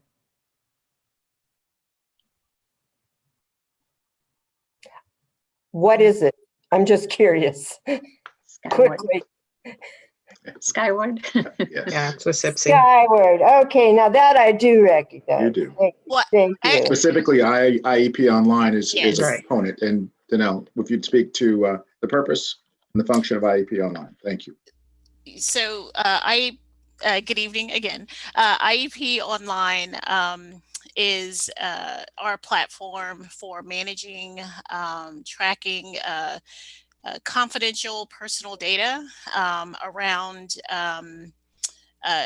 our students who have IEPs. It maps out this specific services that they receive. It includes their evaluation information. It's a way for central office and school teams to be able to enter and communicate information that you wouldn't necessarily want to transmit through email or other means regarding something as personal as our individualized plans for our students.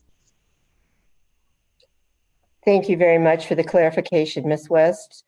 Any further clarification or questions? Seeing none, it has been moved and seconded that 6.17 renewal of WSIPC contract, IEP Online, better known as Skyward, be adopted. All those in favor signify by raising your right hand and saying aye. Aye. Aye. Those opposed signify by raising your right hand and saying nay. The motion carries. We're up to 6.18, and it is renewal WSIPC contract licensing and hosting. I will entertain a motion. I move that we approve 6.18 renewal WSIPC contract licensing and hosting. Discussion. I'll second. Sorry about that. Discussion. And this is Skyward, yeah? Yes. Yeah. No further questions, correct? Seeing none, okay. It has been moved and seconded. 6.18, renewal of WSIPC contract licensing and hosting. All those in favor signify by raising your right hand and saying aye. Aye. Those opposed signify by raising your right hand and saying nay. The motion carried. Okay, if I'm not correct, now we're now up to 7.0 consent agenda, correct? All right. I'm going to ask the board if they have anything on the consent agenda item for discussion that they want to pull.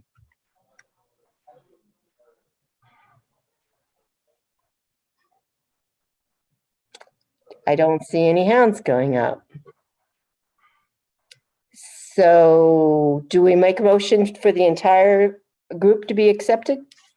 Yes, President Hamada, a motion for the entirety at this point. I will accept a motion. I move to approve the entire consent agenda. I second. It has been moved and seconded to accept our entire consent agenda as written, 7.1 through 7.13. All those in favor signify by raising your right hand and saying aye. Aye. Those opposed signify by raising your right hand and saying nay. The motion carries.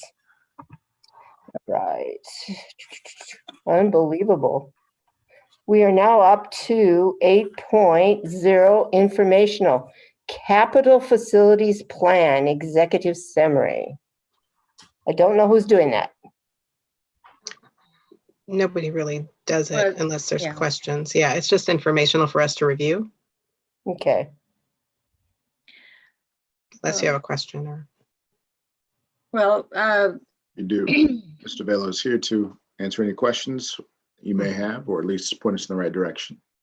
so to understand this, you will come up with we're waiting because of the enrollment and COVID issues, and that's why this is delayed, correct?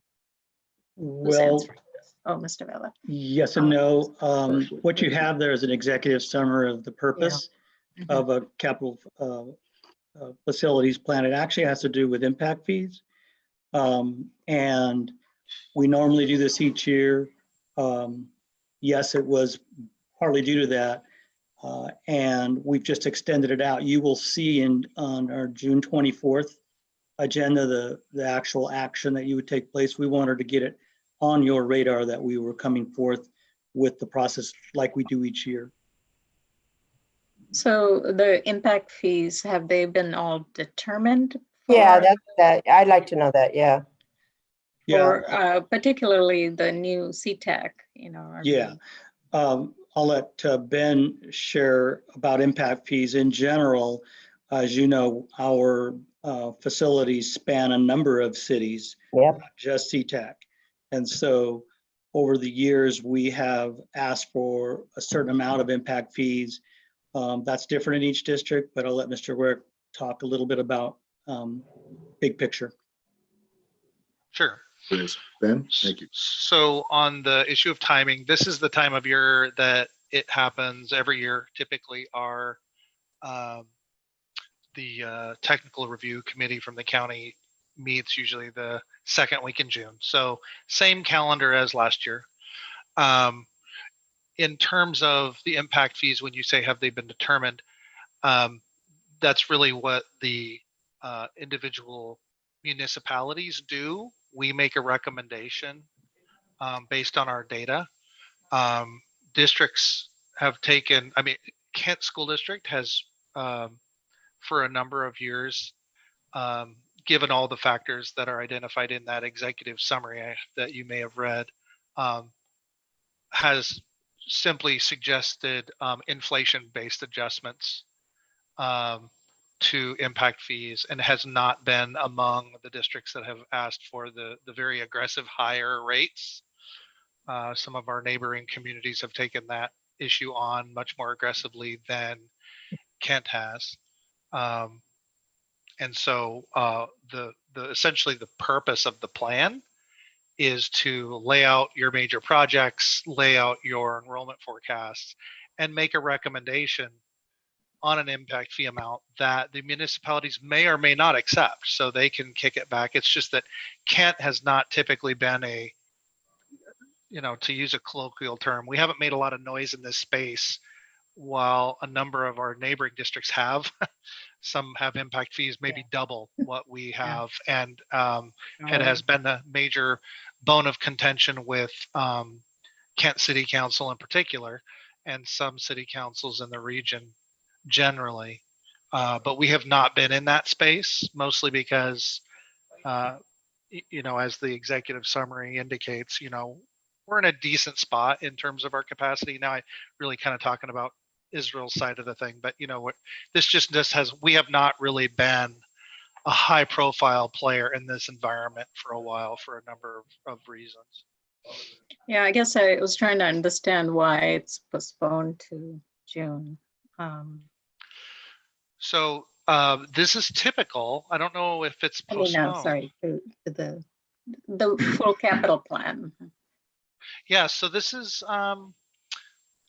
the way it works every year. The county convenes all the school. I'm sorry, go ahead. No, forgive me. I thought typically we don't have the executive summary. We have the entire capital facilities plan. Yes, you typically have the entire capital facilities plan when you're asked to adopt it. So last year we put it on the agenda. You received it, a week ahead of time prior to adoption. This year I thought probably better to give you an executive summary heads up, frankly, not because of Kent, but because other school districts are kind of making this a regional issue. And we're not really the reason for that per se.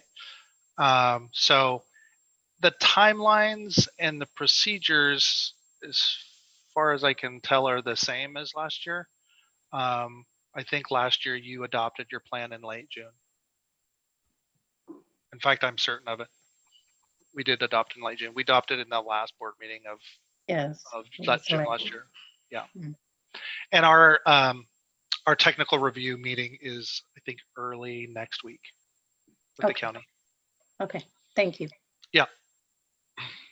Thank you very much, Mr. Eric. Appreciate that. My pleasure. No other questions I'm seeing on that? Okay. We're now on to 9.0, communication, and we did have some comments from the audience at the end here, I believe, and that would be Ms. Howley, if you could be kind enough to do that. Thank you, President Hamada. We have a comment from Lisa Templeton, and it is in regard to the policy work session this evening. She said the KSD community has taken drastic measures to adhere to the SARS-CoV-2 guidelines that were imposed to avoid overwhelming the healthcare system. Somehow that objective has strayed to include closing our schools indefinitely. Furthermore, the detrimental secondary effects of these measures on our students' physical, social, and mental well-being do not seem to have been considered. As a parent of 2 KSD students and a 6-year KSD employee, I am very troubled to hear that possible requirements for schools to open this fall include face masks, accelerated disinfecting, temperature monitoring, staggered schedules, limited or no extracurricular activities, and social distancing. I am asking that Kent School District exercise the discretion rendered by OSPI and reopen to normal this fall. Not the new normal, but the normal of accepting that viruses will come and go, kids will get sick, teachers will get sick. That has and always will be a natural part of life. Keeping our children in a state of fear of any virus is the wrong approach to health. We will never be able to ensure 100% safety for staff or students. Let our kids, be inquisitive, be friendly, engage, participate in extracurricular activities, and learn? Are we going to let an illness with a 99% recovery rate continue to steal these life-affirming opportunities from our children? I know that there are concerns regarding risks that particular groups, teachers, bus drivers, etc., face, but we cannot fall into the risk avoidance trap, thereby allowing the entire educational system to morph into something that protects higher risk populations to the detriment of our students. Our focus must remain on our kids, who will be best served by returning to their classrooms this fall. I would be happy to share resources on the detrimental effects of fear, isolation, and mask wearing, as well as scientific literature on the importance of not living in a bubble, not sterilizing our environments, the current science of the microbiome, and healthy immunity upon request. I expect KSD to be a leader in demonstrating that in this time of extreme stress and uncertainty, school will be a place that provides stability and ease, not a place that serves to instill fear of humanity. I expect KSD to be a leader in eschewing the implementation of environments that are not conducive to learning. I have faith you can act with courage and avoid making policy decisions out of fear. Be the district that sets the precedent. We need your leadership to act with integrity and in the best interest of our children at this challenging time. Again, I urge you to make the courageous choice and reopen our schools in the traditional format this fall. Thank you. The next comment is from Janelle Cook, and she wants to address 2020 graduation plans in modified phase 1. What considerations are being made to conduct a graduation ceremony in modified phase 1 instead of waiting for phase 2?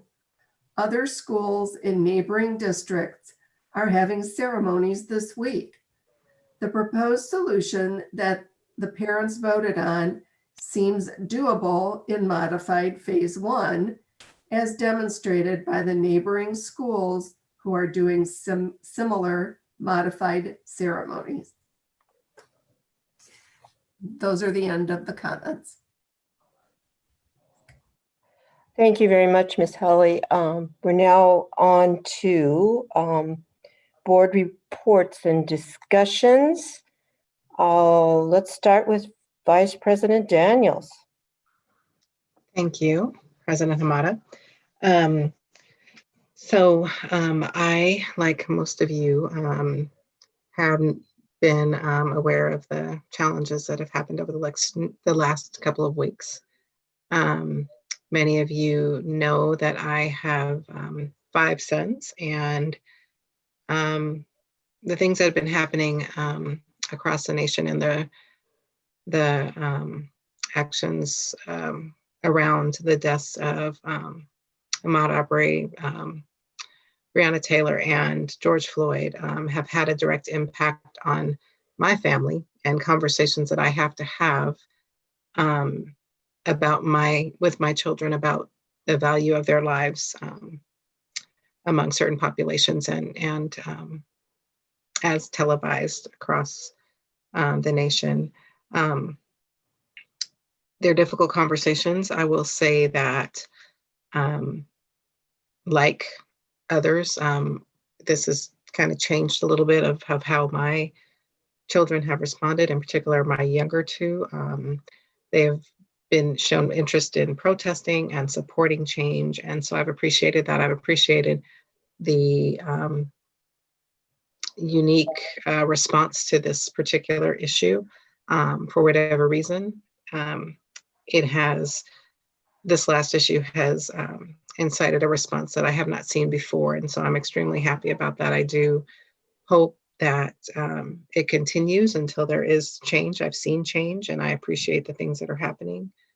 And I look forward to seeing where it goes. I was extremely impressed by the response of the letter we received from our 4 principals, our comprehensive high school principals, supporting Black students and families in particular. The language in those letters was very encouraging. It was very strong. I've not seen language of that strength come from educators before, and I've been in education for quite a while now. And I'm very happy and excited that they have taken it upon themselves to take a strong stance to support their students. And I appreciate the fact that they called out Black students, because those are the students that at this time are being, are in the need of that support. They're in need of that support. So I truly appreciate it. I applaud them for their courage. And I hope that we all have had some time to reflect. As an African-American woman, I've had people reach out to me and ask me, well, what can I do? And I always encourage people to, do some self-reflection. Talk to your family members, your people around you who may have different ideas and different beliefs, because they're still out there. I see a lot of comments that are pretty frustrating. However, I do see a lot more encouragement, and I do see people responding. But I just encourage everyone to do some self-reflection and consider, how you respond when people around you make racist comments, or when you see someone being treated differently or unfairly. How do you respond? And consider being the person to actually step in and respond and address it. Because I think until we begin to do that, it's going to take a lot longer for us to see change. And I'm so appreciative of what I've seen. I've seen a lot of that happening, and I'm very appreciative of it. That being said, I thank everyone for their time today. I thank the staff members and everyone involved in the KSD for what you're doing. I know this is a very difficult time, and it's in these times, it's not business as usual, in particular for African Americans. I feel as though I can say that it's not business as usual for us when things like this happen. It's something that impacts us personally, and it can make it difficult to navigate in the way that we would if things were okay. So I would just ask that you continue to reach out to people to find out ways to support. And I thank you for your time, and I wish you all well. Stay healthy. Thank you.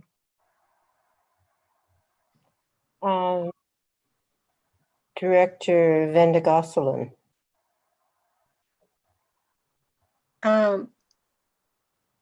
Yeah, I don't have too much to report on, but I do wish to congratulate all of our employees of the year personally, and as well as our retirees. It's always special every year, and I'm sorry that we miss, that important milestone for our district. I would like to, I appreciate Vice President Daniels, your comments, and I grew up down in the Valley. Well, I didn't grow up. I raised my son down in the Valley, Kent Elementary, and I saw so many of the things that we're seeing now happen to our children down in the Valley, where we lived in an apartment over by Kent Elementary, and I always wonder what happened to the children who my son grew up with. And one of the things that I see is that people say, well, I don't see color, and they talk about issues as though they're just because you're a person of color doesn't make you an authority on what it feels like to be Black in this country. And so, you know, my son is about to marry into a family with Black family members. And so, you know, they're very active in the community. And so I feel like I need to learn, you know, I need to be aware, I need to learn, and I need to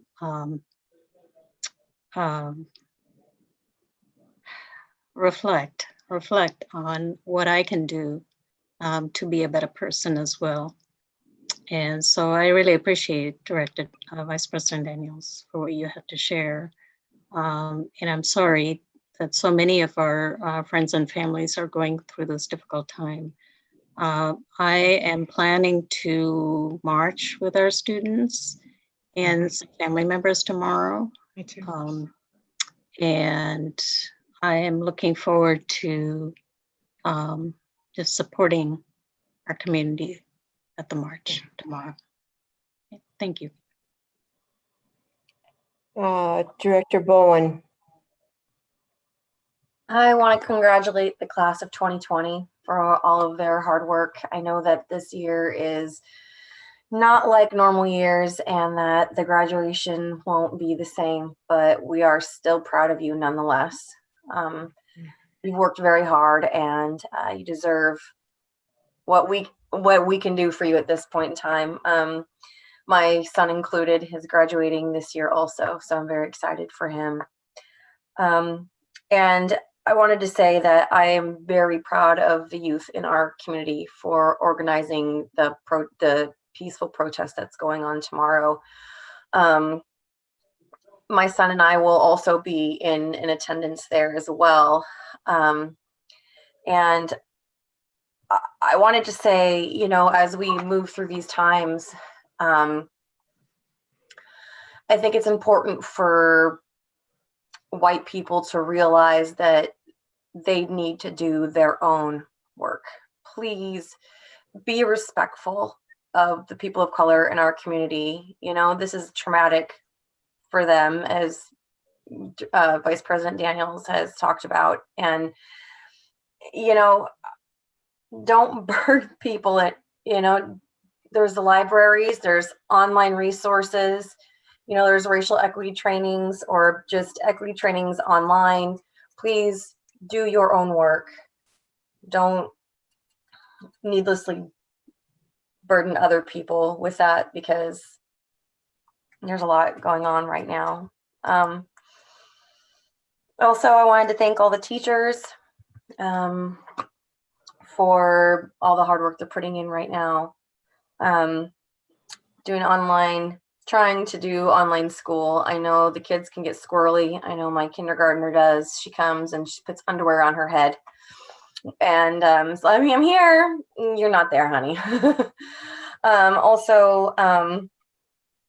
You know, the nutrition services people making deliveries to the different schools throughout KSD, and making food deliveries to the different King County Housing Authority properties throughout Kent School District. I know my family is one of the families who relies and looks forward to getting the boxes of lunches on Monday. It definitely helps to stretch my food budget. And I just wanted to say thank you for all that you do, and stay healthy and safe. Thank you. Director Bettinger. Yes, thank you. Thank you all. I just wanted to make sure I wrote it down so I wouldn't forget. I want to thank all our retiring staff and everything you've done for KSD. And now you get to rest, or you're going to do something exciting. Congratulations also to our employees of the year, and to the schools that were honored tonight, and their principals and their teams. I'm so proud. It's an inspiration. And then to our 2020 graduates, this was not the year you were expecting. This was not the graduation you were expecting, but hopefully it will be special. I appreciate everyone's comments tonight. There is a lot heavy on my heart as well with what's going on. The thing that gives me hope is exactly what you've been talking about. Our students are world changers. Our Black students need our support. Our Black families need our support. Particularly proud of how I agree with Vice President Daniels, how the principals have all responded. I'm proud of some Kentridge alumni. They graduated last year, planned and had a march up here in the neighborhoods near Carriage Crest on Friday, and families attended. It was wonderful and inspiring. And what I am so heartened by, and hope that there will be true change and hard work that we all have to do. And I'm ready for this change. I'm ready to do the hard work and to make sure that we are supporting our families and our students, because they are going to change the world. Our students have realized what I think a lot of adults haven't, is that it goes beyond just electing someone to office. It is making sure that your elected officials, whether you can vote or not yet, know exactly what you want and what you think and what you feel and what is important, and basically saying this has to change. So 2020 is certainly not the year I think anyone expected, but I am encouraged by the start of change, and I hope that will continue. And I encourage everyone in our district to support our Black students, to support the work, and to make sure that we come out of this year and this particular moment in time when we are so devastated by the losses of Breonna Taylor and Ahmaud Arbery and George Floyd, that we definitely don't let this time go past without making true change. And so speak up, and that includes the school board. We have a lot of important work. If you've been watching this meeting, you know it is budget time. There's contracts, superintendent evaluation. As you can see, there's all kinds of curriculum supporting. Now, New Learning Tonight is supporting our learning teams to get back on track with curriculum, and talking about all that, and making sure that we're doing the work and we're supporting everyone. So I thank everyone who's stuck with us this long, and I appreciate all of you too. Vice President Daniels and Director Bowen, congratulations. Your students are graduating this year. Thank you. Appreciate that. Everyone. Thank you. Congratulations, yeah. Yeah, that's terrific to see our young people graduate and go off and find themselves in the next phase of life. So again, congratulations to all our graduates this year. Your life is just taking off, and those are big times. And in ceremonies that I've been to in the last few years for some of the kids that we work with in the boxing program, watching them graduate when wasn't quite sure that they were going to graduate was a big deal. And we have a young man graduating from Kentwood this year who's been in the ROTC program there at Kentwood and done quite well, and he's off to the Marine Corps. So I've been talking with him and hearing all his grandiose plans. He's going to go and protect this nation. I think I want to comment briefly, because we've been here for a long time tonight, lots of important work, but I think that our kids are watching us. If you've ever been around I have the privilege of being around a younger grandchild who's very impressionable now, and she mimics and talks, and I watch her follow everything I do and say. I watch her follow her mother and father, and they're just like little sponges, absorbing what we're doing. So it's not only just what we're saying, but what are we doing? And I think we can't de-emphasize what we're doing every day to our neighbors and our friends, the importance of our children are watching. And we also cannot get away from leading the way on this too, that it can't just be our kids. I've been attending meetings for years on this. About 10 years ago, I was a little reluctant because I felt kind of strange, but I attended a institutional racism class, pretty intense for 3 days. And I actually learned a lot that I actually had not learned. I've been going to public schools for several years and had the advantage and the privilege of going to colleges beyond my just high school years, and never learned a lot of stuff that I learned in those 3 days. And I was taken aback. It was quite something. I just want to say that there's an old Japanese proverb that the reputation of 1,000 years may be determined by the conduct of 1 hour. And that's, I'd like to kind of dwell on that. I'd also like to say that I see our students of color. I hear their frustration. I am here to stand up and help you in any way I can. I've been working on these issues for years, and that will continue. I've been asked to serve on a new commission. They're starting out here in Covington, and I believe Director Daniels has also, so I'm encouraged by that. I've been invited to sit down with a young man that attended our schools with Mayor Wagner of Covington and talk about some of the issues that he wants to bring forward. So I hear you, I see you, and I will continue to work on these issues. And I commend you young people for being out there and leading the way. And I thank you all tonight. I think that concludes our program tonight, or our board meeting, and we are officially adjourned at 9:40. Thank you very much. Night. Bye, everyone. Thank you for answering all the questions. Thank you. Have a good night. Bye.